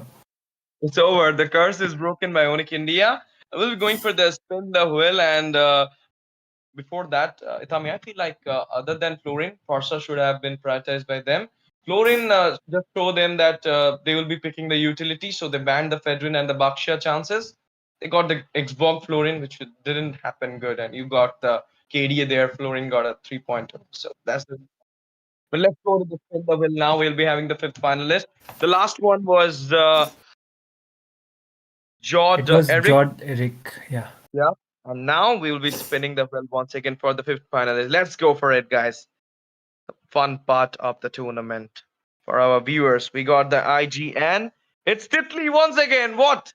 Whenever I cast, Titli comes up every time. Congratulations, Titli, for becoming once again the finalist of Spin the Wheel giveaway. And hope you will win tonight. Who knows if you're gonna win tonight or not? Be there, guys. If whoever name is coming up, be there, and whoever name is not coming up, you should be there as well. Maybe the last one would be your name. You must be winning the last spin the wheel, final spin the wheel. But before that, we'll be taking a short break, and we'll be coming with the last No game of break. No, Ash. There is no break. We will be continuing with the final match because it has been quite a while. And this time it will be Team Sikkim Esports going up against Team Nagari, yes? Yeah, Nagari. It should be Nagari Esports. Sikkim Esports, of course, they will be representing Sikkim SMIS, I guess. Yeah, Yeah. SMIT or SMIS? It should be. HMI. Yeah. And Ngari Esports, they will be representing DM College of Commerce. So first pick is with Sikkim Esports. This is going to be the final match for the day. And yep, I guess this is the second team which is from Sikkim for the night. And it was Team 5 before. And this time it is Sikkim Manipur Institute of Medical Science. So I'm kind of excited considering the fact, I'm from Sikkim as well. So I do hope SMIT, yeah, Sikkim Manipur, it is actually called SMIT as well, but that is a different. Actually, because I think it's known as SMU. Sikkim Manipal. Yeah, SMU. Yeah, SMU, Sikkim Manipal University. Who doesn't Yep. want to study their medical science at to that stage? But the price are too high. You cannot go for it. But it's okay. I mean, if you have, then you can go. But it's okay, considering the fact that they're from medical science college. I'll be rooting for them, obviously, as well as Itami will be rooting for them because they're from Sikkim. This will be not a good thing for DM College of Commerce. But did you saw that thing? It is between a commerce versus science, college versus Damn. college, state versus state, and then two esports team. This game will be a banger for sure. And that's Absolute what cinema. happened. Yeah, we'll be going into the draft section, and as I see from here that the Grok will be taken out, Mincy as well. Not tournaments ban, we can say rank bans from the side of the team. Whereas Nagari Esports, DM College of Commerce, will be going with the Granger this time and the Lancelot. Considering the fact, as you said, yesterday I sent you that read in which it was written that even though this hero is nerfed, if the user is good, it will be immensely best in the game. So that's the reason maybe a respect bans towards someone from SMU. And now DM College of Commerce is going for the third ban. What it could be? Ishan? Could be possible because they already banned out the Lancelot, but okay, never mind. It is Farsa. Farsa has a really good win rate by far onto the NC. I mostly see whichever teams acquire the Farsa, they have more advantage when it comes to zoning out onto the map, as well as dealing out the damage from a safe distance, as well as clearing out the minions. So she is having that kind of an advantage. Okay, interesting enough. Sikkim Esports, They prioritize something that is not prioritized as a first pick, a Xavier. Okay, late game Aldos of mid lane is here, guys. So it's like if they are kind of comfort with it, they can go for a good game because I literally saw a game today in which Xavier managed to take a MVP, even though the fact was in front of him it was a Fursa. But now as they got the Xavier into their hand, I feel like people should go for some utility mage. Here you go, guys. They're going with a Zatian and a Lapu. Lapu being there, utility mage will work greater here against Xavier. Will zone out him easily with the Zatian's ult, as well as it will work as a support for the team. So let's see. The only thing about this Xavier is he will give you constant stun. You have to take something which the heroes which will not get affected by those stuns. But Lapu Lapu being there is a great chance that he will. Attack onto that Xavier. He will try to capture the Xavier, the backliner mostly. Let's see how they will execute it. But they got the Yuzong and Badang as well. But the thing is, Xavier doesn't have a passive like Zatian, which Yeah, will repel the Yuzong or the Lapu Lapus. But so therefore, Xavier is right now more vulnerable than the Zatian with the EXP picks, two EXP picks from each side. I do agree because, like you said, he doesn't have the passive of like a Zishan, and Yeah. he kind of lacks when it comes to the mobility. The thing is, like when he's able to land up the skills, you will be having the speed, but you don't have the blink skills to escape. And if there is a dive in, like a Lapu Lapu is already there, he can just dive in and use the bravest fighter combos onto you. You need to make Yeah. sure that your positioning is quite okay. And this time they are going out with a Brody as well as a Moscow, because Two MMs from the both the sides. yeah, and the thing is, like, the goal lane is still open, right, for both of the sides. So they are just trying to ban it out. But the thing is, Irithel is also an option. She's still open, and you can just acquire her. Oh, Phobius. Are they planning for Harith? Is it a Phobos or a Fredrin? Okay, it's a Fredrin, I think so, or Phobius. I mean, it looks Yeah, same. It's a Fredrin actually. I thought Phobius if would have been in the band thing, then it could have been a Harith. But then I just remember that they got the Yuzang already into their site. Why they will ban the Phobius? And now the last ban from the side of Smoo. What it could be? A lot of options are there, as you mentioned. Irithel would be a potential pick after seeing four bans on four MMs, and Brody ban kind of give me that vibe that they must be planning to go for the Irithel Sikkim. Whereas it could be the case. Ling will be taken out. That's a good thing. Jungler yet to come from the side of both the sides, as well as kind of they went for similar picks, mirror picks in the draft. Now the MM and jungle both are. Oh, there you go.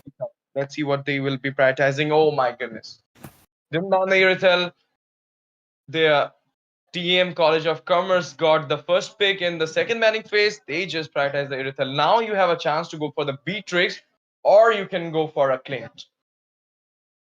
Yeah, definitely. Brody is actually a good answer, but interesting. Okay, I haven't seen much Harith games lately, but this time one of the teams, finally Sikkim it is, who are prioritizing the Harith pick as well as the Hayabusa.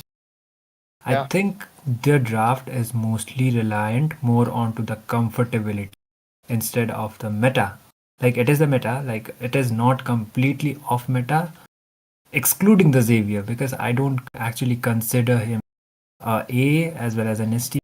He's okay. He's situational. He works better against utility junglers, but against dashy kind of a composition, he kind of lacks. And early game wise, he's. Let's see how well they are able to work with Xavier. But in terms of the snipes as well as the low HP executions, it can be done by him. But there you go, the export. Wow. Xborg. Going with Xborg, I was feeling they should have gone with the Ishanshin. The draft was kind of referring that Ishanshin more, synergized or more coordinating with the draft because they got the Zetian there. We all know Zetian with the Ishanshin works good. Irithel was also there for the burst, but they chose to go for a utility. That because they have the heal as well. I mean, Minotaur can give you a little bit of heal. Let's see. The draft is quite good. DM College of Commerce as well as Sikkim SMU has also got a good draft. Let's see if the medical students can take on the game or it will be the chartered Commerce accountant. student. Yep, Few guys. definitely. Surely The we last will be game is heading last time. onto the land of dawn for the final game. And if you ask me, like I've already said it, it is a Badang Roma. Sikkim Esports, they will be lacking when it comes to the sustainability onto the early game team fights. The Yuzhong as well as the Badang won't be that much sustainable, but hey, there you go. On to the final game. Sikkim Esports going up against Team Ngari Esports. Here we are onto the land of dawn. Yep, and both the junglers are right now going for their aggro. And here you go, guys. Badang is kind of going for an invade. Not an invade particularly, but he's kind of showing the mirror to the jungler that what is Xbox doing. And here he has started the farm. And it's a kind of a good thing. I mean, Rome should do these things, particularly in each and every game. But now he got zone out there, Badang, as well as got a bit poke onto that Xbox as well. Good start from both these sides. Defensive start, you can say. Not so much aggressive, not so much brawl server type thing. Yeah, surely. For now, it's just the objectives, and they will be trying to hit that level mark as soon as possible. Look at the Bojo sub. It is onto the mid side, but onto the bot. Harith against Irithel, you know. Okay, that is an interesting kind of a matchup, and I love that. Harith. Channa, ding ding ding ding ding. Yeah, actually, Harith is a counter for Irithel, particular counter for Irithel when the Trinity MM thing was going on. I mean, the love triangle. But now Irithel still have that buff, but Harith got a little bit nerf. A lot of people not opting it. It's on the user. I mean, if you're a good user of Harith, you should prioritize it because comfort do works better than the counters. But now here you go, guys. The turtle is about to spawn, and yet we about to see the first blood from both these sides because nobody is kind of pushing themselves harder to get a kill. But now we're gonna see what Shadow just got connected as well as the Ogi Shadow kill. Will be on to the Lapu Lapu, clearing up the minions there, coming back into the zone. Xbox will be going in, and Last Insanity popped up. First blood for the Minotaur. Dawning Light as well. Black Dragon just got immersed there. Lots of skills got burned down, but as you gonna see, a beautiful way of that Xavier to take out that Xbox from the fight, as well as the Badang will be getting down. Double for, not a double, it was Xbox getting the hand onto the Minotaur. 2-for-2 trade just come up. Oh, Now it will be a 3-for-2 because Xavier will be getting a hand onto the Lapu Lapu. Zatian. oh. Oh my goodness. That was a, I mean, if we'll just go and measure the length, it was kind of 1 mu meter. If it would have connected, Zatian would have been gone to the heaven. Definitely. And okay, this time it will be Team Sikkim Esports trying to contest the turtle. First, the Minotaur tries to Nice. there's the Oh, Last Insanity. Insanity popped up. Couldn't manage to get the turtle, but now Hayabusa with the quad shadow. Xbox got down there. Lapu Lapu got a find onto that Badang. 1-for-1 trade. Roamer for the EXP laner. Now a double kill will be concluded. It will be the EXP laner going for the EXP laner. Lapu Lapu. Then he, literally dive in and got the Xbox. Not the Xbox. Got the Yuzong. And then onto that Badang as well. Nice start. Surely. Look at this. Oh, onto the ball. There's the Dawn in the mid as well. Whole combination from the Harith as well as Gojo Sato. Killua as well as Gojo. It's, both white hair supremacy. Obviously, both white hair supremacy and both are the side characters, but OPS characters of both the animes. But now you can say that this game is going very nice, very interesting because it's kind of, 1-for-1. Look at that. 3-for-4 was the score. Then it became 5-for-4. And now, once again, fighting back in the way Minotaur comes up with the hill. Black Dragon just got immersed. Wants to engage right now with that. Badang coming up with the Xbox being there. Peraga armor will be off as well. Zitin with the stun. And there you go, guys. Xbox diving into the way. Will be finding a kill onto the Xbox as well. There was no Peraga armor at the moment, and now Yuzong is kind of overextending his moves. Lapu Lapu is kind of late onto the rotation. He's kind of late onto the party. There's the bravest fighter once again being used out, but there will be the engage. Okay, Quad Shadow once again connected. Woogie Shadow kill just come up. Hayabusa find his way onto the back line, onto the Zekian there. Minotaur is right now running back once again. Quad Shadow comes up, but it is a Minotaur guy. He has the sustain, but no sustain will work against his kunais because this Hayabusa will be taking out him easily on the way. Now he's going on to. Actually, it's Kakashi. 3 white hair characters. Tommy. Yeah, I just noticed it as well. I was about to say that. And there you go. Naruto as well as Hunter x Hunter, as well as Jujutsu Kaisen. And there you go, the turtle going out for the side of team. The thing is, Retri God will be missing the Retri. Yeah, and it will be Hayabusa taking it the turtle there. Woogie Shadow kills once again come up. This time, there will be this Raikiri which will be taking out the Lapu Lapu. It was a purple holo. Holo purple, obviously, and now the Yuzong Black Dragon will be concluding a double kill there, going for a triple, and oh my goodness, killing spree will be there. Oh, he managed to secure the triple. It's only Irithel being there with on the bike, and the Killua take him down and make a wipeout here.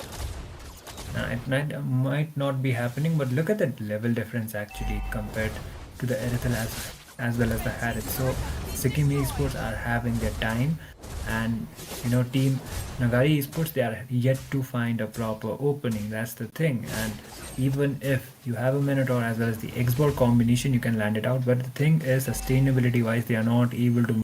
Thanks to the Xavier, actually, the combination is working. There you go, once again. Ooh, again the family just come up and show the Irithel that gank is real on your lane.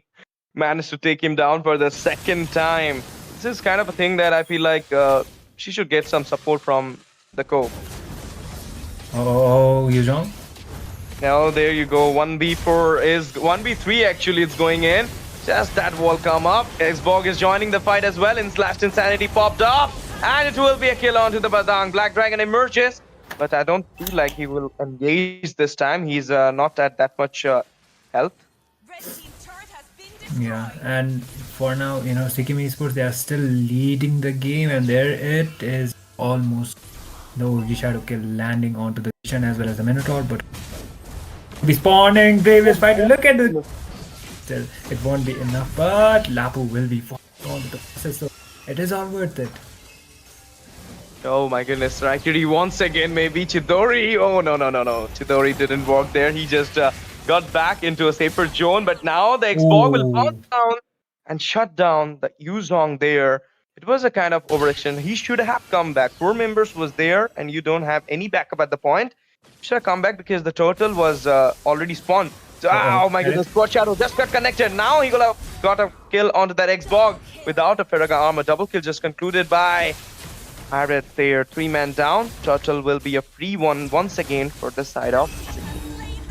Yeah, Sikkim Esports once again leading in terms of the turtle as well. The Bravest fighter being used out in order to escape, but the Shadow kill will be connecting from the Hayabusa as well as there is the engagement. Oh, okay, interesting enough. The Hayabusa falls down, but the cleanup has been done. Sikkim Esports once again leading in terms of the objective. There is a Dawning Light. Okay, little time on the ultimate right on time, but the sprint was waited out and she is able to escape somehow, but the trades are not good.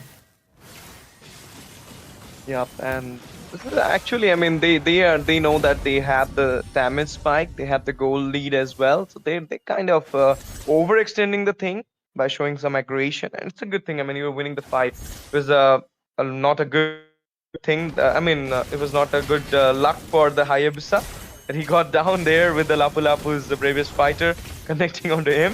But if you would have survived that moment, cherry on the top of cake. You got the kills, you got the turtle, everything.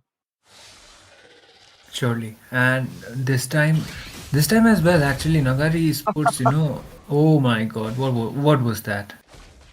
That was, he was jumping and the punch just come up. It happens though. Happens with the best of us, let's say. And onto the top. Look at that. Yuzong might actually gank up onto the Lapu Lapu. That's still 2 people of Shadow Kill will be landing up. Bravest fighter also being used down, but they need to make sure that they will be able to sustain. But the thing is, Lapu, he is kind of a clutch kind of hero. Oh, Zishan uses the ultimate too, but there's the backup. Xbox comes up, but it's just a poke from Haya as well as Xbox. But now the fight will not be come up. Okay, no. They're trying to go for a fight, but managed to come back with the flicker from the Batang. A lot of resources burned down. Doesn't matter. You're safe right now. Lord about to spawn in just 2 seconds, and maybe they will be having the free Lord as well. But I feel like team should Ngari Esports should contest this Lord. They have the damage in their hand. Yeah, it would be. They do have the damage, but the thing is, the initiation from Minotaur, it is for some reasons it's not landing up, and the thing is, the Zia is also quite scaling up when it comes to the itemization. I think he already has the his name side there. Still some people going around, and yeah, Xavier actually has the glowing. The burn damage is coming up, as well as the fact that even if they are trying to engage it out, it's going out okay by far. But the thing is, they're not getting the trees right. So, there's the pet 5 combo. Oh my goodness, man. Yup, Dawning Light, there you go, guys. 2-man down already, right now, overextending the point, but they will be backing off. And it will be a preload. No. Xbox is still there, so you should not go, Yuzong. Should wait for it. What was that Dawning Light for? Okay, to clear up the minions. Yeah, and this time they should be contesting the Lord, right? But no, the Hayabusa is still on spot, so they will be taking the times. Looks like they're extending it for some time because the Lord's age will be growing out. So it is okay unless you are able to get some treats as well as get one of the neutral objectives. And speaking of neutral objectives, they just except for the inhibitor. So it looks like Team Sikkim Esports shortly they are leading towards the victory. But the thing is, the goal lead is Team Ngari Esports. But for now, they are not overextending onto any team fight. But there you go. Sustain, nice turn as well. Oh my goodness, Engage come up. Lapalova find his way out of the Xbox. Oh my, it was Xavier and Yuzong just fall down there. Zaytian as well from the hand of Hayabusa. Hayabusa right now running back. Okay, no chase from the Irithel. 3-man from each side is standing here. Let's see if things can change a bit. Actually, 4 from the side of Commerce College. Oh my goodness, the fish grab! The clutch from the Badang. It will be a summon force coming up. Double kill will be secured there. Triple as well on the Irithel. Only Xbox is running away, and there could be a maniac for this Harith. Can it be a cause? Okay, the Dawning Light popped up, but it will be a way to survive for that Xbox. He find his way back into the base, but sadly, Harith didn't got the maniac though. Yeah, unfortunate enough, but still it is okay. He got 3 of the treats, important treats, let's say, and Haya is yet to join onto the team fight. I guess we're taking the time, trying to take the Lord and just go back. They don't have the jungler. Of course, they're kind of overextending it when it comes to taking the Lord, or maybe they're not taking the Lord at all for now, and they are getting the towers. It's okay, but you are losing. That's a sign that Ngari Esports are also coming up when it comes to the itemization as well. And there you go, the engage once again. If you're giving enough time, they will be. I mean, they will be making those items yet. And there you go, Lapu fall down. Serpentine is right now chasing 2 members from the backline. Zaytian, okay, the dash comes up, but a lot of damage out of the Xbox, as well as to the Yuzong, and Yuzong will be falling down first, and Zaytian got down as well. Xbox will be getting down as well from the Badang. 3-man down from the side of Commerce. But there you go, guys. That was close. Hard luck for the Minnow. And now it's time for a Lord, guys. If this is not the time, then I don't know when it is. Yeah, there you go. The Lord finally getting contested from the side of. Finally, this is. We have already been onto the.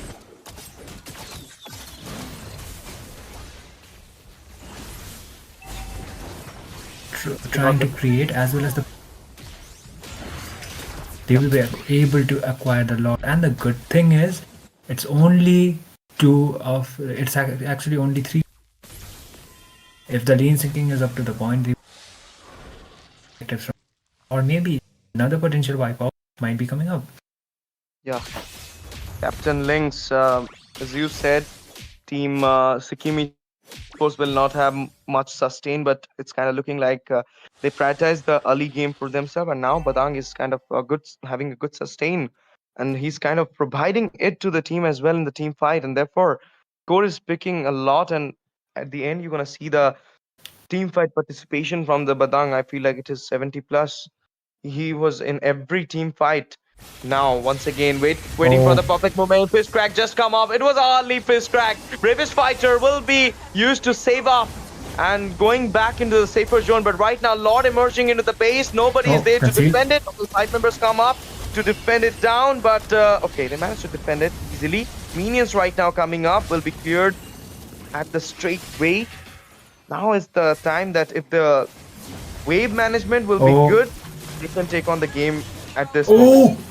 oh, Oh, oh, my goodness! A comeback is coming on from the side of Commerce College. And there you go. DM Commerce College will be getting a kill onto the high abyss as well as Badang will be getting down. There you go. Dawning Light just connected onto the Minotaur. 1-for-2 trade is yet now. Zaman Post just come up as well as on the... There you go, guys. I mean, Yuzong is right now changing. oh, And in look the at it. meantime, Oh, look at the Cycle just Xavier. come up. Oh, Wishing Lantern and the Dawning Light just giving a lot of damage, and it forcibly make the Irithel as well as Zatian going back into the base now. Managed to take out the Lapu Lapu there. Immortality is still there and it will be going up. Seven Force just come up. Paragon Armors just go up. And Oh, oh my goodness, the blast was real. Legendary coming off for the Harith. A comeback which we're expecting is going fading away from the hand of DM Commerce College.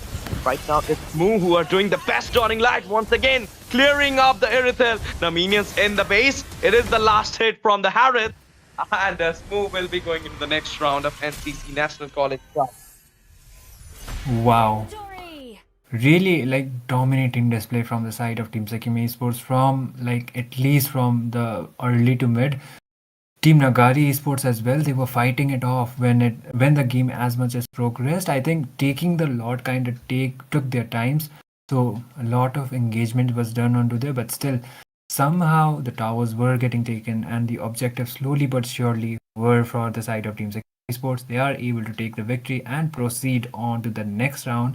SMU will be going on forward and Commerce College will be waving the goodbyes for now. But hey, you can actually just come back from the NCC, which will be happening on to the winter stage.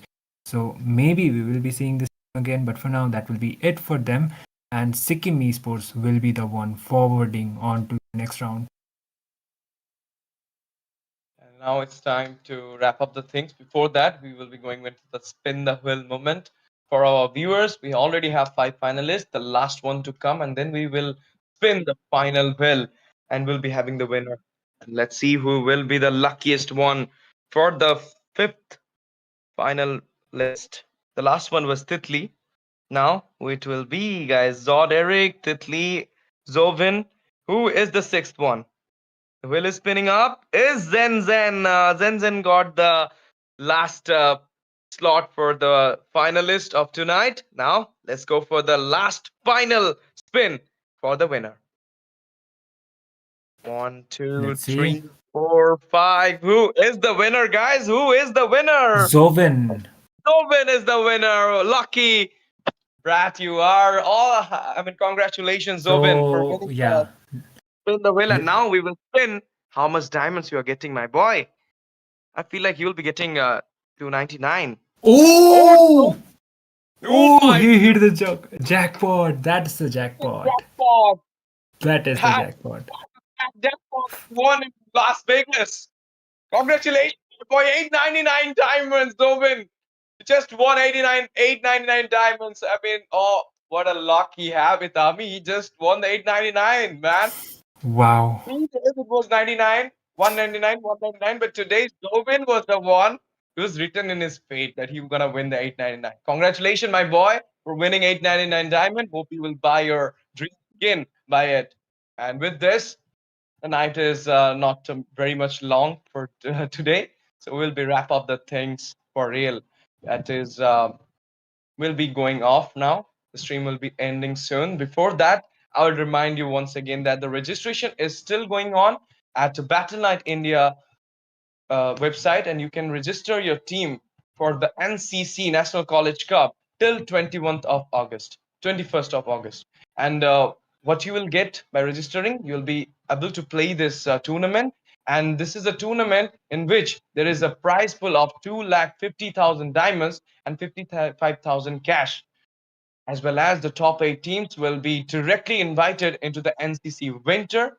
And there are a lot of perks as well. Diamond support for the top 8 teams, top 8 colleges, as well as they'll be getting free tournament lobby access towards the sport team, towards the management team of the college, and you will have the fun in the tournament lobby by practicing streams and all. So this is it, guys. Hope you will register your college and your team into our NCC, powered by Battleknights Esports and production partner IGC Indian Gaming Cups. With this, me, STZ, and Itami will be signing off from NCC tonight. Thank you for Good watching. night, guys. Bye bye.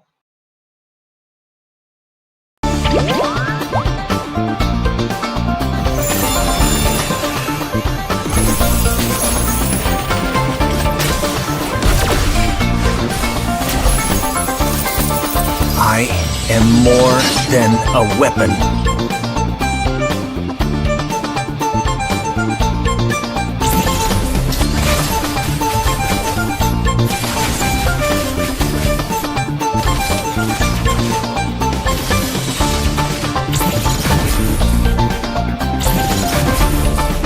What for? You asked for it. Chain up! It is my mercy.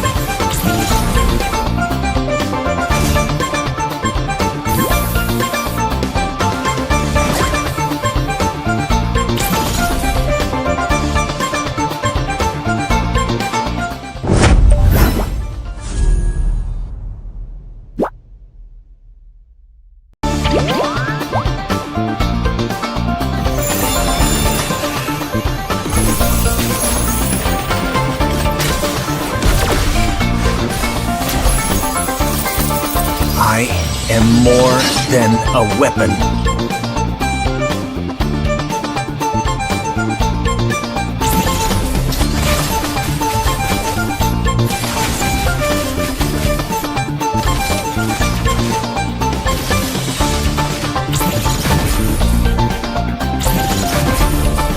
What for?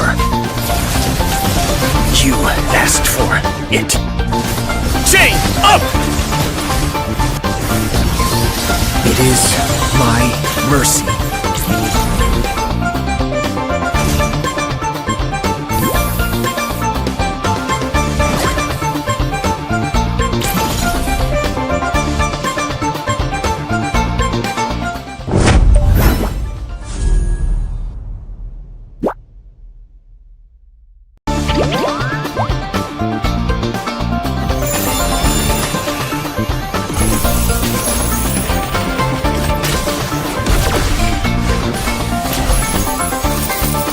I am more than a weapon.